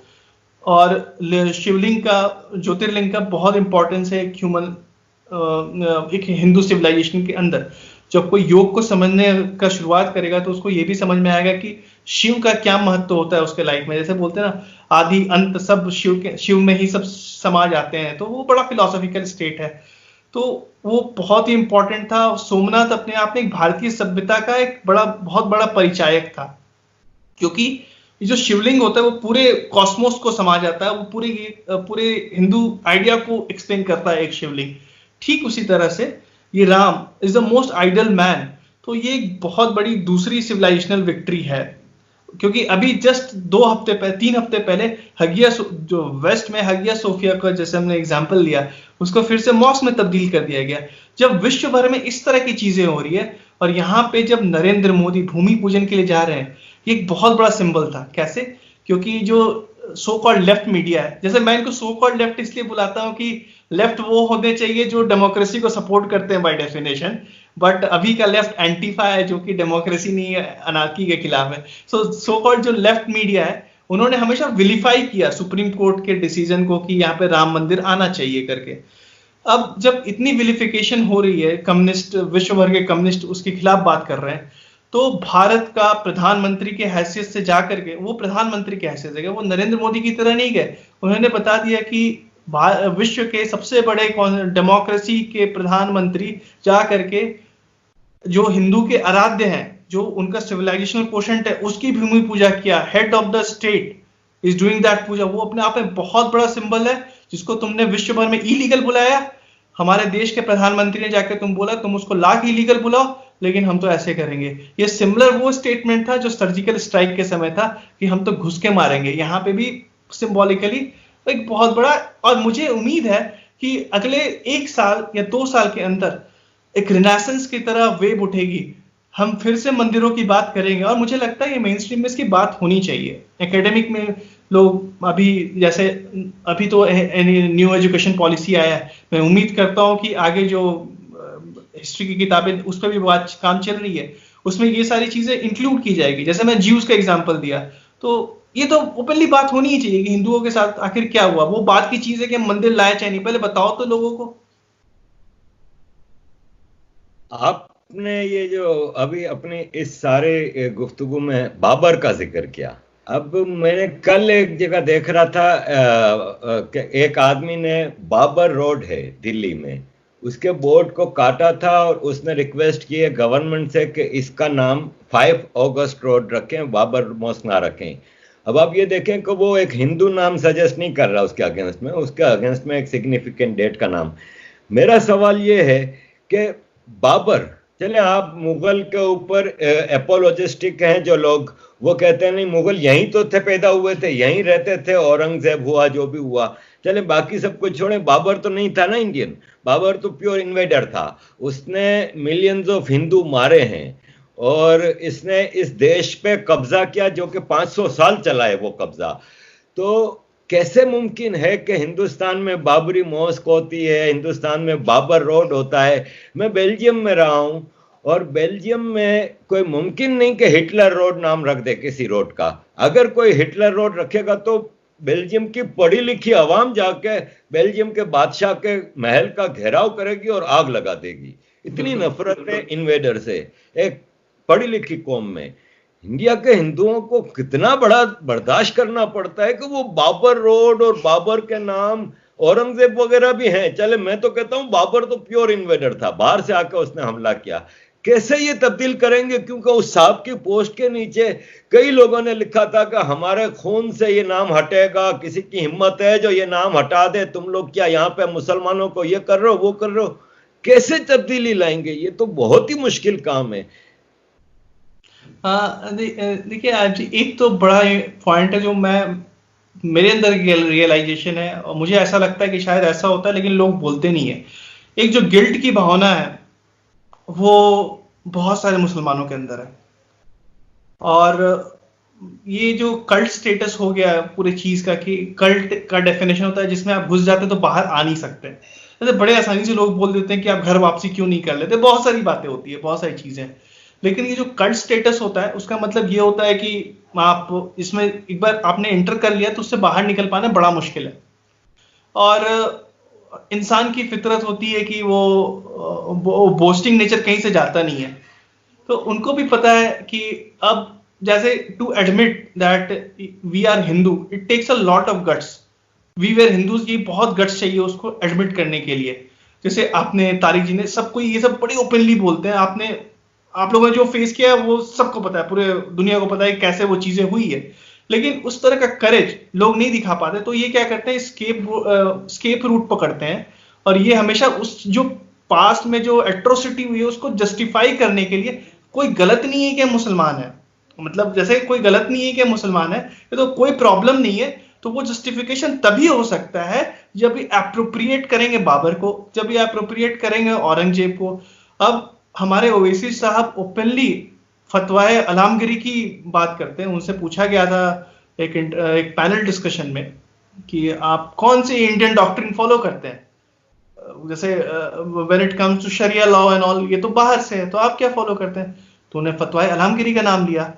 तो अब फतवाए अलामगिरी को अगर कोई पढ़ेगा तो पहले तो आपको पढ़ना पड़ेगा, जैसे एक हर हिंदू को पढ़ना चाहिए कि जो ओवैसी ने इतनी बड़ी बात बोल दी।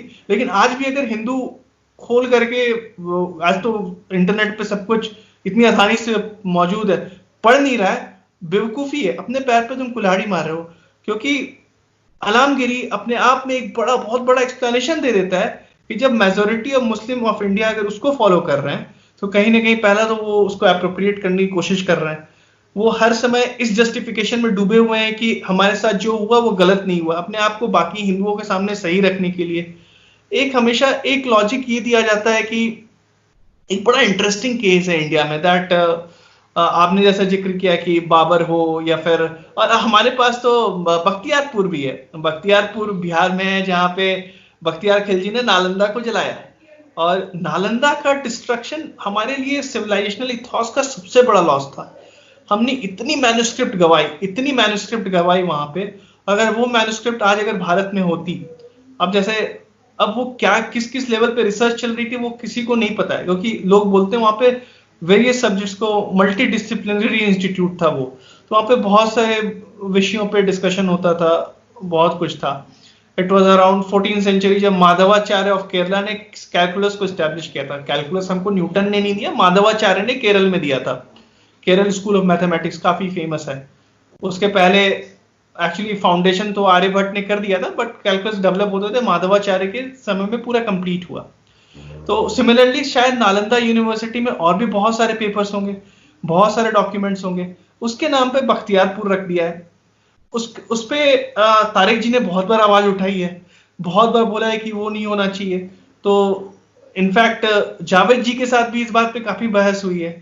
लेकिन अब पूरा जो दारोमदार है, ये जो पढ़े लिखे वर्ग के मुसलमान हैं, जितने बड़े लोग हैं, जैसे जावेद अख्तर हो गए या फिर जितने भी ऐसे लोग हैं जो आप बोल सकते हैं कि इंटेलेक्चुअल विंग से आते हैं, उनको तो भैया पहली बात वो ढकोसला बंद करना पड़ेगा।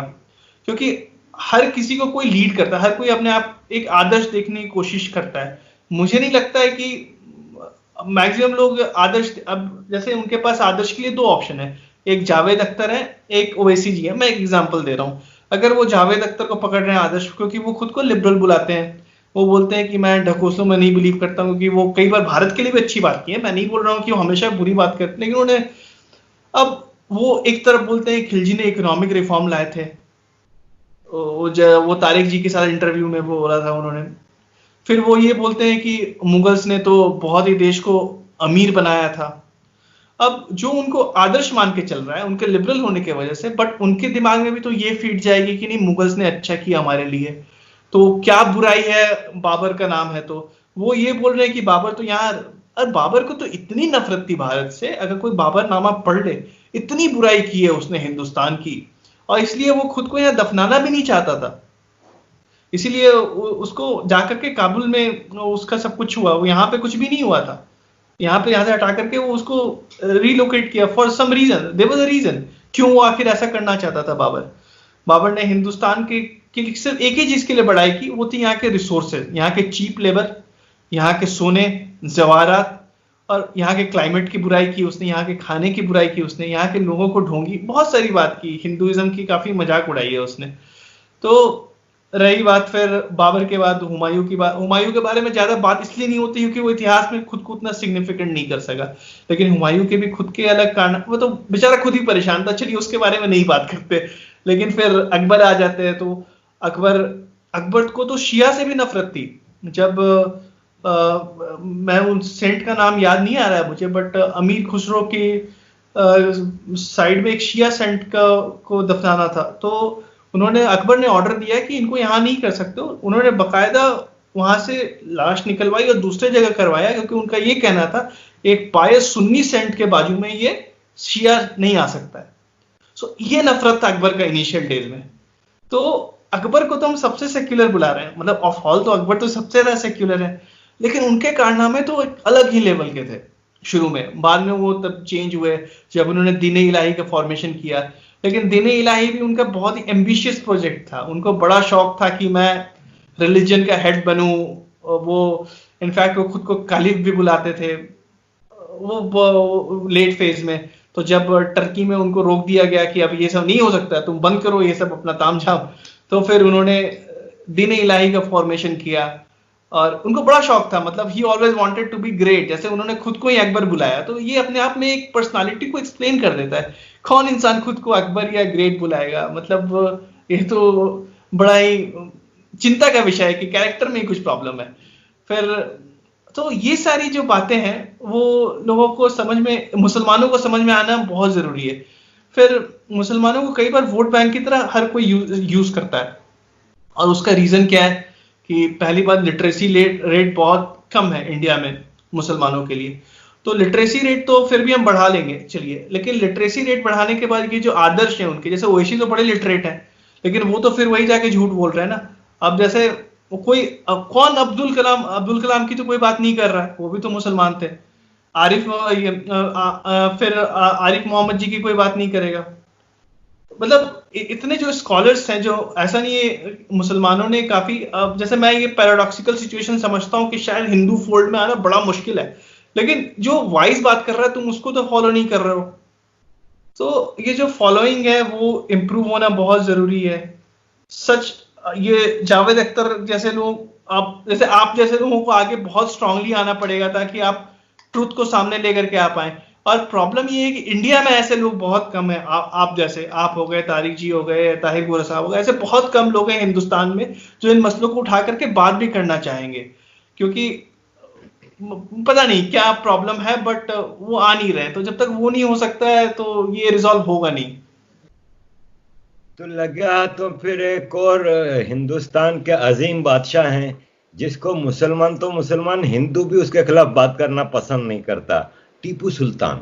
अब टीपू सुल्तान का मामला ये है कि जब ये सुल्तान बने थे तो इन्होंने यहाँ से हिंदू लड़कियों का एक दस्ता, कनीजों का, खजाने का और एक पूरा तोहफे का पूरा वो करके कई हजार गधों पे और ऊंटों पे लाद के बगदाद में खलीफा को भेजा था। टीपू सुल्तान ने फ्रेंचों को आके कहा कि हमारी मदद करो, हमें ये शिवाजी की जो पेशवा हैं उनसे लड़ने में बड़ा मसला हो रहा है। वो अफगानिस्तान भी डेलीगेशन भेजता है अहमद शाह अब्दाली को हमला करने के लिए कि भाई तुम इधर हमला करो। और इसने अपने पूरे दौर में हिंदुओं का कत्लेआम किया, आसपास के राज्यों पे मुसलसल इसके हमले जारी रहे। लेकिन क्या वजह है कि आज भी टीपू सुल्तान को मुसलमान तो मुसलमान, हिंदू भी उसकी पूजा करता है, और हिंदू भी कहता है कि वो तो हिंदुस्तान का बादशाह था। मैं कहता हूं वो मुस्लिमिस्तान का बादशाह था, वो मुस्लिम इंडिया का बादशाह था। तो अब उस असर को आप कैसे जाहिर करेंगे? टीपू सुल्तान के बारे में कुछ हमारे दर्शकों को बताएं कि वो कितना बड़ा हिंदुस्तानी था, जरा बताएं। जैसे आपने तो पूरे क्रक्स में बहुत चीजें एक्सप्लेन कर दिया कि टीपू सुल्तान वो सिर्फ अपने तख्ते का ट्रेड कर रहा था। जैसे ही वाज द वन जिसने फ्रेंच को इनवाइट किया था, और उसका ये था, लोग उसको बोलते हैं कि वो ब्रिटिश के अगेंस्ट फाइट कर रहा था, बट उसका ब्रिटिश के अगेंस्ट फाइट करने का प्रोसेस क्या था? ब्रिटिशर्स को भगाओ, फ्रेंच को लाओ। बहुत सिंपल वे में अगर बोला जाए, दो लाइन में। फर्दर अगर टीपू सुल्तान के बारे में लोग समझना चाहते हैं तो टीपू सुल्तान, जैसे केरल में लोग काउ मीट का कंजम्पशन नहीं करते थे। Kerala was used to be the land जो कि काउ प्रोटेक्टर्स थे। जो नायर्स, जो नायर सरनेम के लोग हैं, they used to be the cow protectors of Kerala long time back.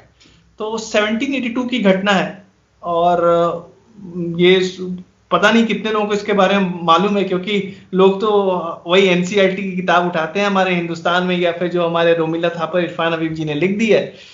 लेकिन अगर कोई मैसूर गैजेटर उठाएगा, या फिर जो इस तरह के डॉक्यूमेंट्स होते हैं जो पहले जो ब्रिटिशर्स डॉक्यूमेंट करते थे या चीजों को, अरे हमारे पास बहुत सारे रिसोर्सेज अवेलेबल है कि लोग पढ़ते नहीं है। तो उसमें एक बहुत बड़ा इंसिडेंस है कि 1782 की घटना है, जब कैलीकट में टीपू सुल्तान ने, to get a proof that जो नायर्स हैं वो सच में कन्वर्ट हुए हैं कि नहीं, उसने क्या किया? उनको जबरदस्ती काऊ मीट खिलाया और फोर्स सर्कमसीजन किया। जैसे ही चेक्ड इट, और जब वो देखा नहीं है तो फोर्स सर्कमसीजन हुआ टू जस्टिफाई कि तुम अब कन्वर्ट हो गए, और काऊ मीट खिला करके जस्टिफाई किया। तो आज जैसे बहुत सारे नायर्स हैं, बहुत सारे फेमस नायर्स हैं, जैसे मैं उनका नाम भी भूल जाता हूँ कि ऐसे लोगों के नाम मुझे याद नहीं रहते हैं जो अपने कल्चर, तो वो बड़े शौक से बोलते हैं proud Malayali beef lover and all. But देखिए, प्रॉब्लम ये नहीं है कि कोई बीफ कंज्यूम कर रहा है कि नहीं कर रहा है।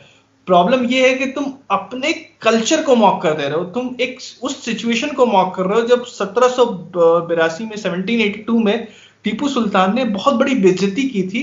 उसको तुम बड़े मतलब सब कुछ मृदंग बजा करके पूरा बता रहे हो कि मेरे साथ तो ये हुआ था।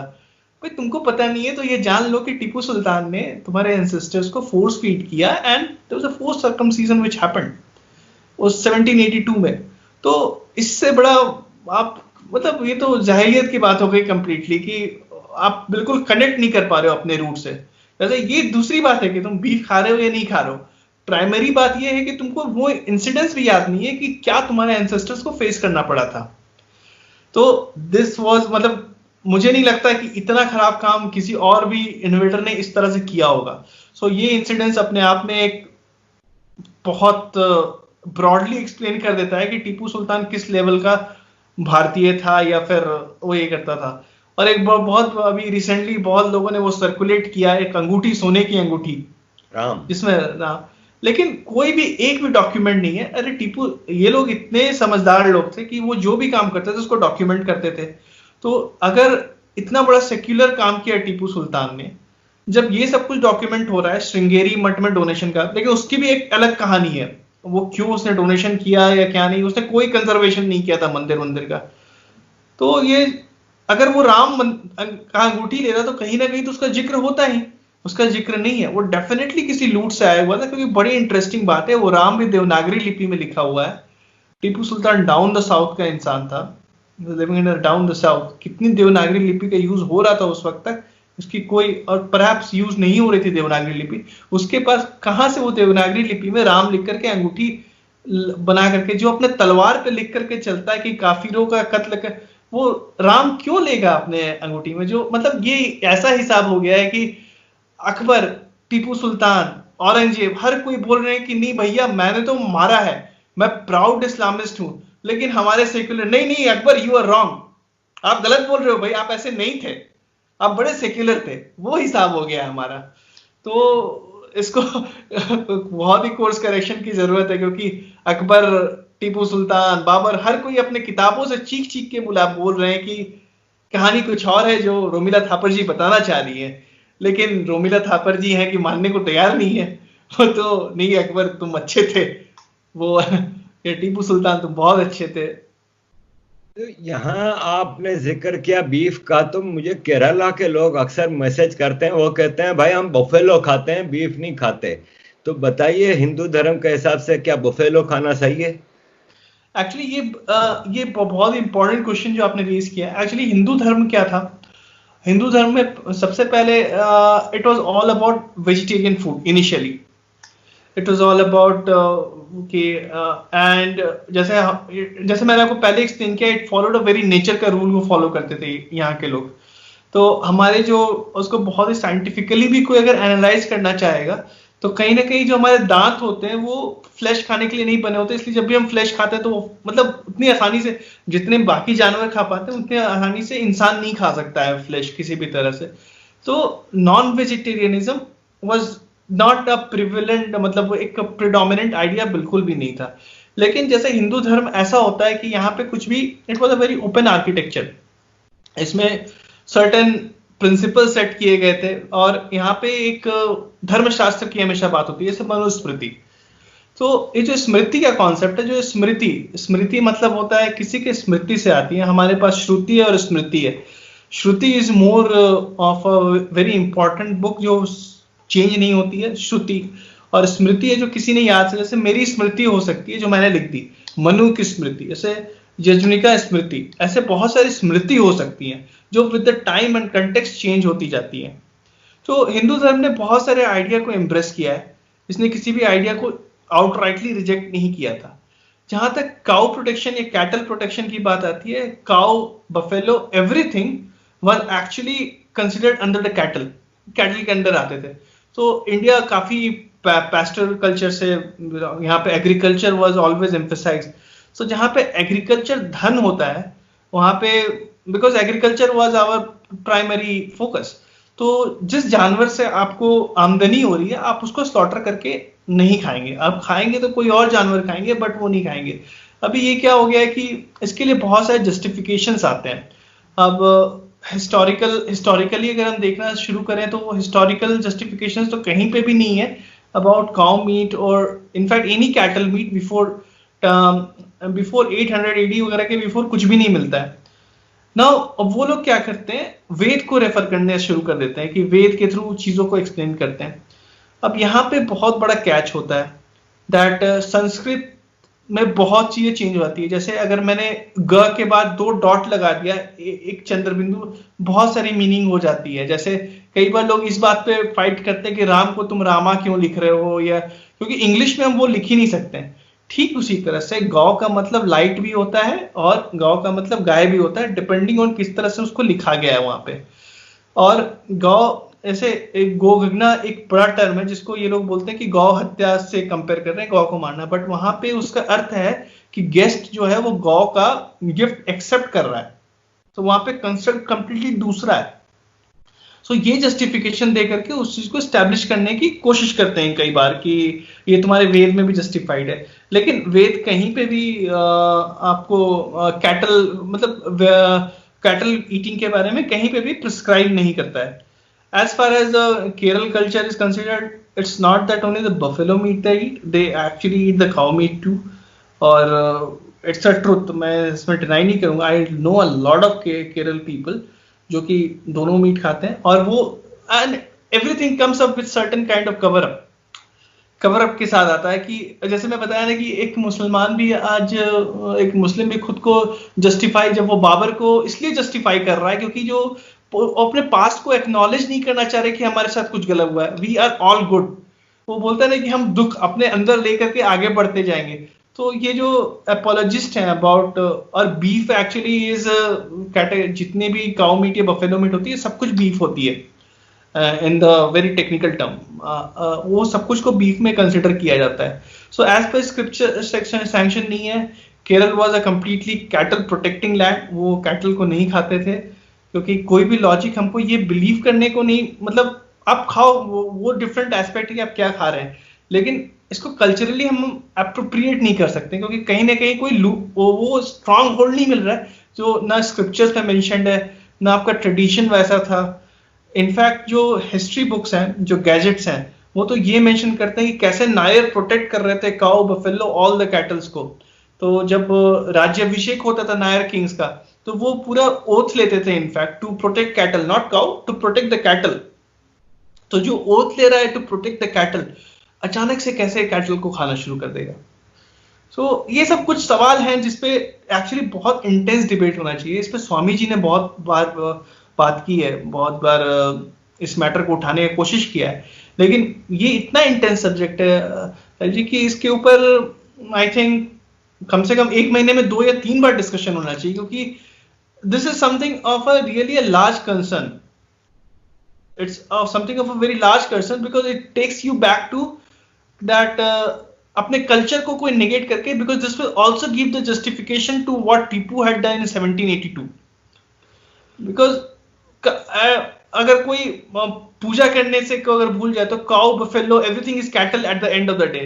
कौन काउ को एज अ माता मान रहा है? वो क्योंकि Hindu dharma is very scientific that way, it's logical. So if we have to appropriate something to Hindu dharma, तो उसके लॉजिक हमको ढूंढना पड़ेगा.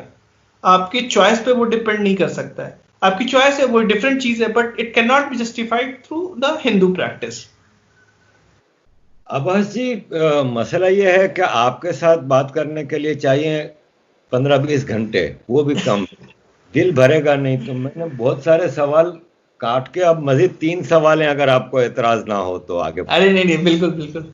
अच्छा, आपने अभी जो बात की ये बुफेलो के हवाले से कि इस पे हफ्ते में जैसे 3 सेशन भी होने चाहिए और एक अवेयरनेस की एक मूवमेंट होनी चाहिए, तो इसी सिलसिले में भारतीय आवाम की भी एक डिमांड रही है अरसे से कि इनको एक गलत हिस्ट्री, गलत रिलीजियस नैरेटिव्स पढ़ाए जाते रहे हैं, एक डिस्टॉर्टेड हिस्ट्री, और ख़ास तौर पे यहाँ पे पाप समझा जाता है इन्वेडर्स की तारीफ ना करना. अगर आपने इन्वेडर्स को ग्लोरीफाई ना किया, जैसे अभी हमने बाबर, टीपू सुल्तान, अकबर वगैरह पे आपने हमें डिटेल में बताया, लेकिन आपकी तो हिस्ट्री बुक्स में स्टूडेंट्स को यही वाले हिंदुस्तान के बादशाह दिखाए जाते हैं कि इन्हीं के दौर में तो हिंदुस्तान तरक्की की थी, बाकी किसी का एज सच इतना जिक्र नहीं आता. अब हम सुनते हैं कि मोदी सरकार अगले स्टेप के तौर पे एजुकेशन पॉलिसी को ले रही है, और नई एजुकेशन पॉलिसी आई है जिसमें बेसिकली सिस्टम ऑफ एजुकेशन को डिस्कस किया गया. अभी तक सिलेबस के ऊपर कोई चीज़ आई नहीं, और ये सिलेबस पे आएगी तो फिर वही एक हंगामा होगा, हिंदुत्व और हिंदू एक्सट्रीमिज्म, और एक आग और खून का दरिया मजीद एक तैयार नजर आता है. आप क्या तब्दीली करना पसंद करेंगे सिलेबस में जिससे कि नेक्स्ट जनरेशन ऑफ इंडियंस एक सेक्युलर इंडियन, जैसे कि आप भी, क्योंकि सनातन धर्म in itself is a secular belief, तो आप क्या ऐसी एजुकेशन पॉलिसी सजेस्ट करेंगे गवर्नमेंट को एज ए कॉमन इंडियन, कि जिससे कि बैलेंस भी रहे? क्योंकि आफ्टर ऑल आप जो मुसलमान हैं या दूसरे मजहब के लोग हैं इंडिया से, उनको निकाल भी नहीं सकते और निकालना चाहता भी नहीं कोई. और तो कैसे आप नई एजुकेशन पॉलिसी को फॉर्मुलेट करना चाहेंगे? इस पे भी मैंने काफ़ी रिट्रोस्पेक्शन किया है, और मुझे ऐसा आभास हुआ, रियलाइज हुआ कि बहुत बेसिक और बहुत फाउंडेशन से काम करने की ज़रूरत है. अब जैसे मुझे ये अपने आप में एक बहुत अपहिल टास्क लगता है कि पूरे, क्योंकि जो भी सिलेबस पढ़ा हुआ है उसमें 80% कचड़ा है. I will be very honest about it, क्योंकि ये शुरुआत होती है 1500 BC में आर्यन आए, वहां से कहानी शुरू हो जाती है, और वो 1500 BC और आर्यन वाली जो इन्वेजन थ्योरी है वो सेट की गई है with the context of biblical time frame, क्योंकि world was not created before certain time, so उसके थ्रू सब कुछ हुआ है, और पूरा हिस्ट्री हमारा उस बेस पे लिखा हुआ है. क्योंकि एक बड़ी इंटरेस्टिंग पॉइंट ये है कि जो अशोक के ऊपर भी डिबेट है, तो जो अशोक को लोगों ने अशोक समझ लिया है, वो अशोक एक्चुअली समुद्रगुप्त थे, क्योंकि समुद्रगुप्त का भी नाम अशोक था. और भारतीय इतिहास को पढ़ने के लिए हम लोगों को संस्कृत की अंडरस्टैंडिंग बहुत जरूरी है, क्योंकि जो पास्ट है वो संस्कृत में लिखा, वो भाषा संस्कृत है। जैसे अगर मुझे मिडिल ईस्ट में, जैसे मैं लोगों को बोलता हूँ कि अगर आपको मोहम्मद के बारे में समझना है तो आप you can not read it from the perspective of एक इंडियन क्या इस्लाम के बारे में लिख रहा है, आपको वहां के कोर राइटर्स को पढ़ना पड़ेगा, तभी आप समझ पाएंगे। जैसे इब्न इशक को पढ़े बिना आप नहीं समझ सकते। कुरान से भी इंपॉर्टेंट है इब्न इशक की किताब पढ़ना to know Muhammad, that's the first document about him. Similarly यहाँ पे भी वो समझने के लिए बहुत जरूरी, तो वो मिसमैच जो हुआ है अशोक का, तो उसके वजह से जो टाइम फ्रेम है वो काफी हिल गया है हमारा, करप्शन वहां से शुरू हो चुका है। और वो क्योंकि ये टाइम फ्रेम अराउंड 3000 के साल के आसपास पूरा हिला हुआ है, उससे ज्यादा भी हो सकता है, उससे कम तो नहीं है, 3000 साल के आसपास का पूरा लफड़ा है। उसके बाद फिर जब हम आगे की ओर बढ़ जाते हैं तो यहाँ पे पूरी जो इस इन्वेजन की सिस्टम है उसको काफी इलैबोरेट करके बताना पड़ेगा। इट्स इंपॉर्टेंट टू टेल कि कितने कितने मंदिर गिराए गए, कितने कितने परसिक्यूशंस हुए, वो क्लियरली बताने में इसमें कोई शर्म की बात नहीं है। अगर हम कोई वॉर हारे भी हैं तो ये भी बताना बहुत जरूरी है कि कितने वॉर हम हारे हैं। जैसे रानी दुर्गावती ने अकबर को गर्दन पे चाकू रख करके वो सारी कहानियां बताना बहुत जरूरी है कि हम हर समय हारे नहीं है, हम जीतते भी गए हैं। बिकॉज जैसे मैं राजा का नाम भूल रहा हूँ, वो केरल के राजा थे, बिल्कुल मेरे दिमाग से जा रहा है। He was the first king to Asian king to defeat the European in the naval warfare। मैं नाम बिल्कुल मैं दिमाग से ब्रश आउट हो। राजा पोरस? नहीं, मैं बिल्कुल दिमाग से वो बिल्कुल मेरे दिमाग से वॉश आउट हो गया अचानक से, वो कभी ब्लैकआउट की तरह है, वो नाम बिल्कुल मुझे याद नहीं आ रहा है, कभी रिकॉल होगा तभी मैं बताता हूँ। तो but he was an Indian who had defeated the Europeans for the first time। But हम बोलते हैं कि जापानीज ने पहली बार यूरोपियंस को हराया था। तो ये सब पर्सपेक्टिव को सेट, अब ये इतना लंबा है, मतलब मैं बता रहा हूं 3000 साल से हिस्ट्री पूरी हिल गई है, तो it needs a lot of course correction. लेकिन कुछ फाउंडेशन जो हम बेसिक करेक्ट कर सकते हैं। अब वो कैसे है? अब जैसे हम कैलकुलस की बात कर रहे हैं, तो जब कैलकुलस बताया जा रहा है बच्चों को स्टैंडर्ड 11 में, जैसे इंडिया में 11 स्टैंडर्ड में जब प्लस 2 में आप जाते हैं तो कैलकुलस की बात होती है, तो उस वक्त ये इंट्रोड्यूस कराना जरूरी है कि इंडियंस का क्या कंट्रीब्यूशन था कैलकुलस के लिए। मैथमेटिक्स और साइंस के थ्रू हमको इंडियन कनेक्शन ऐड करना शुरू करना पड़ेगा। जैसे बोलते हैं हम फिबोनाची सीरीज बोलते हैं 1.618 जो गोल्डन रेशियो है, लेकिन फिबोनाची की जो ओरिजिनल किताब है उसमें फिबोनाची हिमसेल्फ ने एट्रीब्यूट किया है ऋषि पिंगाला को, कि 4th बीसी में 4 सेंचुरी बीसी में पिंगाला ने ये नंबर सिस्टम के फिबोनाची जो फिबोनाची सीरीज है, सो जिस सीरीज को हम फिबोनाची बुला रहे हैं उसको फिबोनाची सीरीज नहीं बुलाया है। तो वो जो प्राउड फील होगा इंडियन स्टूडेंट्स को जब वो बचपन से पढ़ता आ रहा है, वो जानेगा कि नहीं हमारे ऋषि ने पहली बार ग्रेविटेशन के बारे में बात कर दी थी। It was not Newton who first discovered the gravitation, but in India हमने बहुत पहले ग्रेविटेशन की बात कर दी थी। तो जब बच्चा मैट्रिक पास करता है, 10 पास करता है, उसके बाद तक वो इतना इंडेक्स आइडियाज में ओत-प्रोत हो चुका होगा कि अगर कल को वो करप्शन भी मिलेगा तो वो ढूंढ के निकालेगा कि सच्चाई क्या है। सबसे पहले अपने आप में अहम या अहंकार नहीं, बट वो प्राउड फीलिंग होनी चाहिए कि मैं भारतीय हूँ। मुझे मेरा भारत को जो हमेशा दिखाया गया है कि जो पहले बोलते थे स्नेक चार्मर्स लैंड, या ये वैसा नहीं है। यहाँ this is land of mathematician. ये अब जब हर कम्युनिस्ट वो कोट करते हैं इनको, वो फिलोसफर मैं उनका नाम भूल रहा हूँ, जिन्होंने बोला था कि I am convinced that astronomy, physics, astrology, everything evolved on the banks of river Ganga, and he is quoted by all the communists. But that philosopher himself had said कि he was convinced that on the river bank of Ganga it happened. So वो बोध है, आत्मबोध है of being not great but really good at the things. We were not so, जैसे मेगास्थनीज बोलते हैं कि India में स्लेवरी थी ही नहीं। He was surprised when he came to India. He was surprised कि यहाँ पे स्लेवरी एग्जिस्ट नहीं करता है।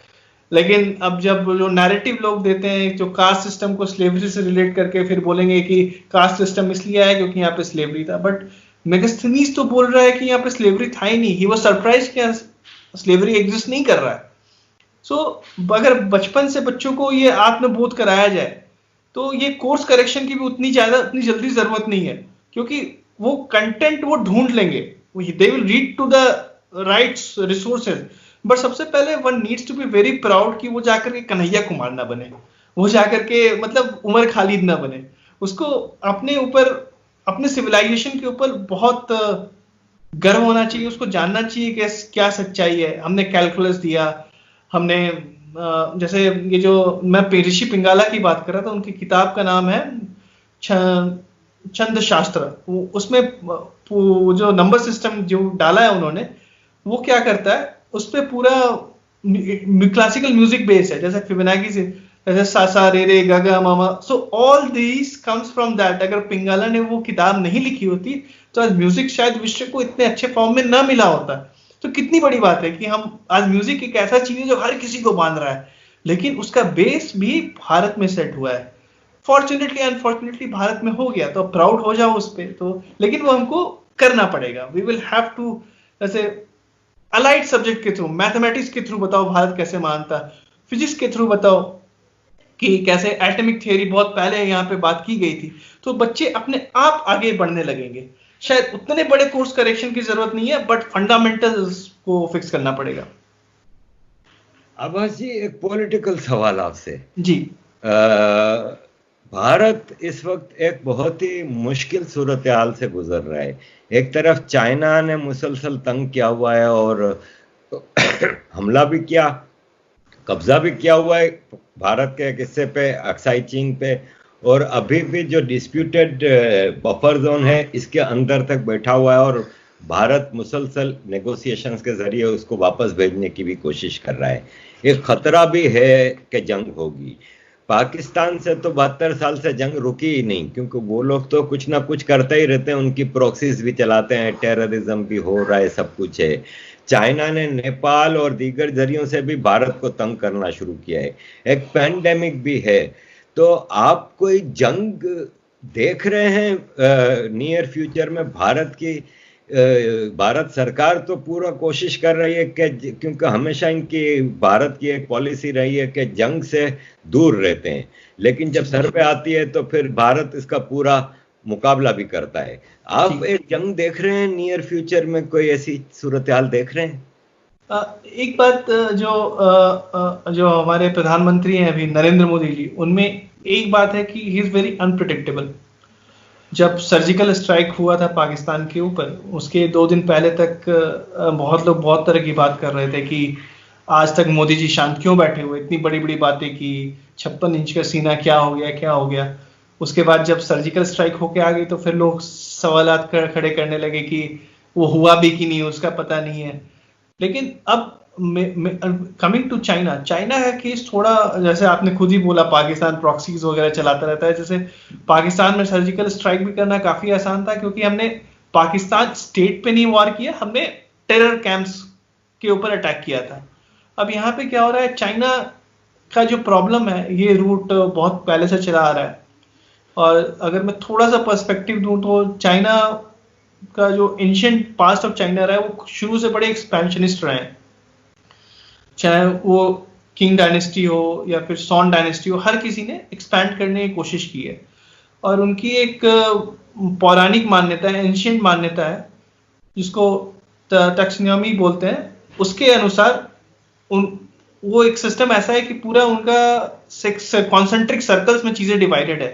सेंटर में चाइनीज किंग होता है और उसके चारों तरफ वर्ल्ड होता है, और उनको ये एक्सप्लेन किया गया है कि हेवन से मैंडेट है किंग के पास टू लीड द वर्ल्ड। ये उनकी एंशिएंट फिलॉसफी है कंप्लीटली।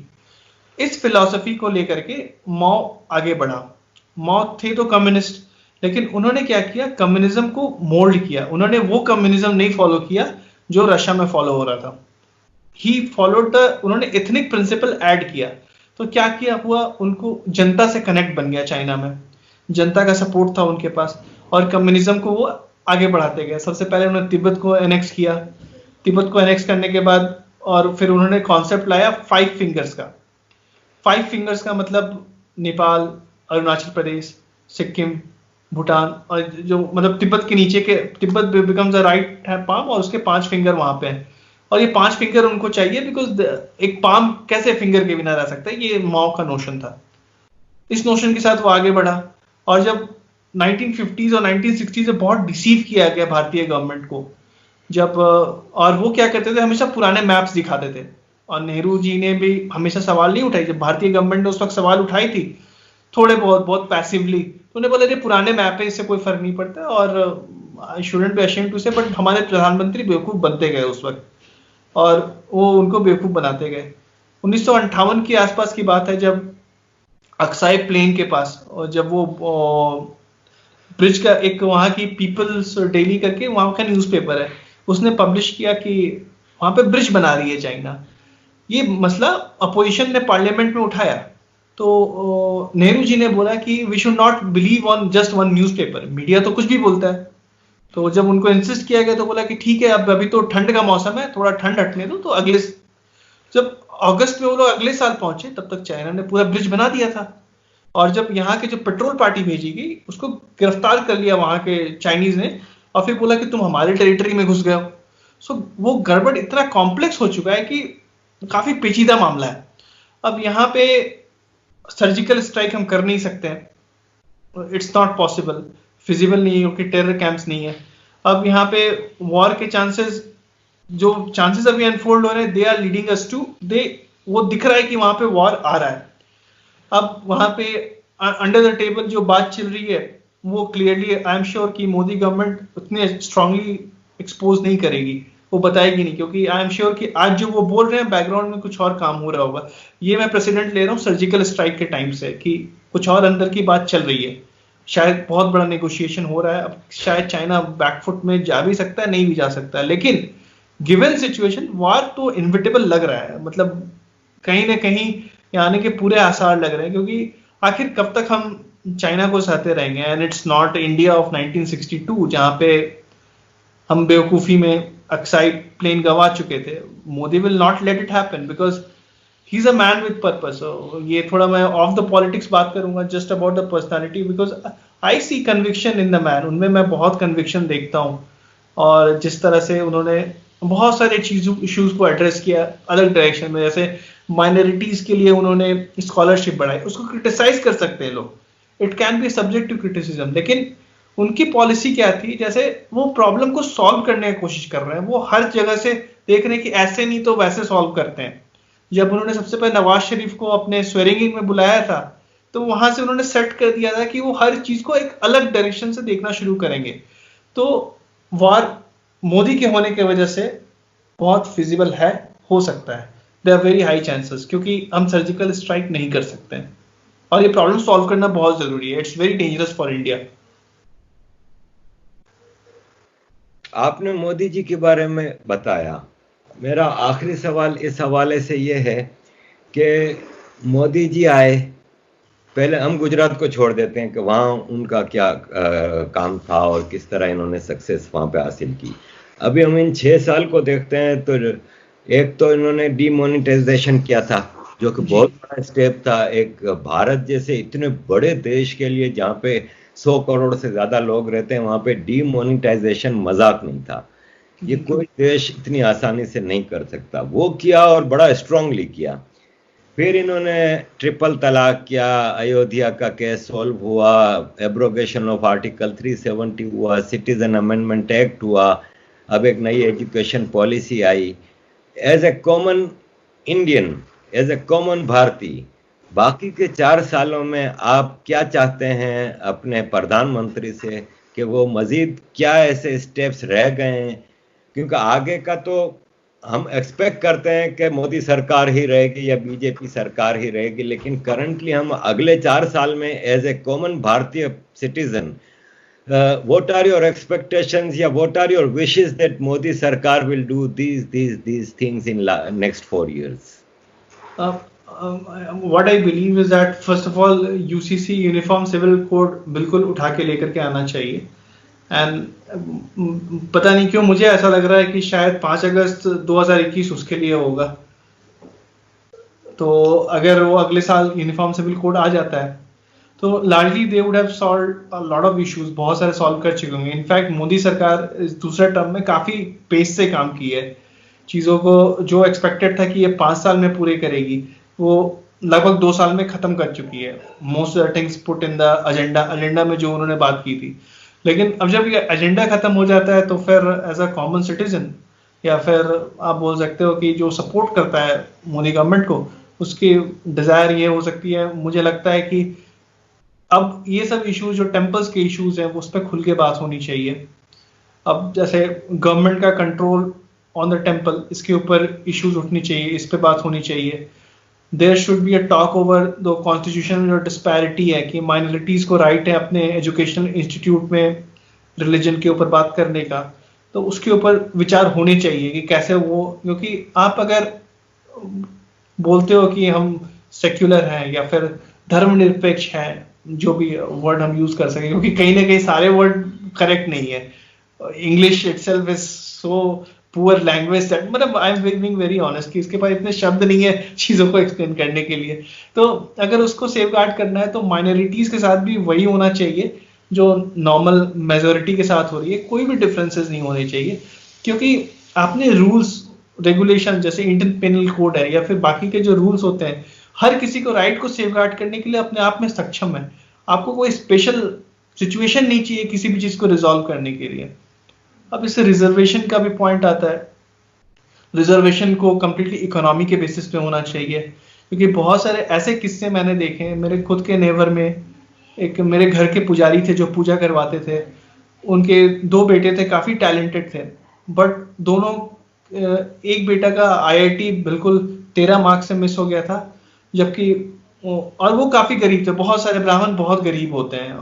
वो जो किस्सा हमेशा ये दिखाने की कोशिश करते हैं कि ब्राह्मण ऑप्रेसिव रहे हैं या फिर और दलित को हमेशा ऑप्रेस करते हैं, वैसा किस्सा बिल्कुल भी नहीं है। कहानी बिल्कुल तब्दील हो चुकी है। प्रॉब्लम ये है कि जो रिजर्वेशन, जैसे अगर मैं आईएएस ऑफिसर हूँ, मेरा बेटा अगर and I come from reserve category पर से, तो मेरे बेटे को भी वो प्रिविलेज मिलेगा।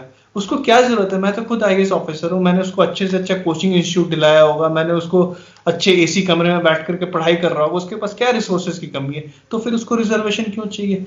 रिजर्वेशन तो मेरे उस पुजारी के बेटे को चाहिए था शायद इकोनॉमिक, क्योंकि उसके पास रिसोर्स नहीं थे, उसने कम रिसोर्स डाल करके पढ़ाई की। यहाँ पे इसने सारे रिसोर्स भी डाले, फिर रिजर्वेशन भी। सो रिजर्वेशन अगर रखना भी है तो it should be one time.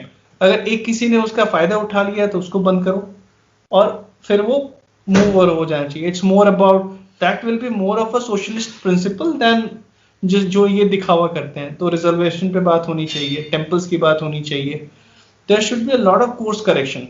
HRD से मेरे बहुत एक्सपेक्टेशन है, क्योंकि अब उनके पास बहुत ज्यादा समय है, तो एचआरडी को कोर्स करेक्शन करनी चाहिए। एक्सट्रीमली एनसीईआरटी बुक्स की रीराइटिंग शुरू हो जानी चाहिए, कहीं से भी आप उठा के करें। आप बहुत पीछे नहीं जाना चाहते हैं, आप मुगल एरा से शुरू कीजिए, 1526 से कहानी को लिखना शुरू कीजिए।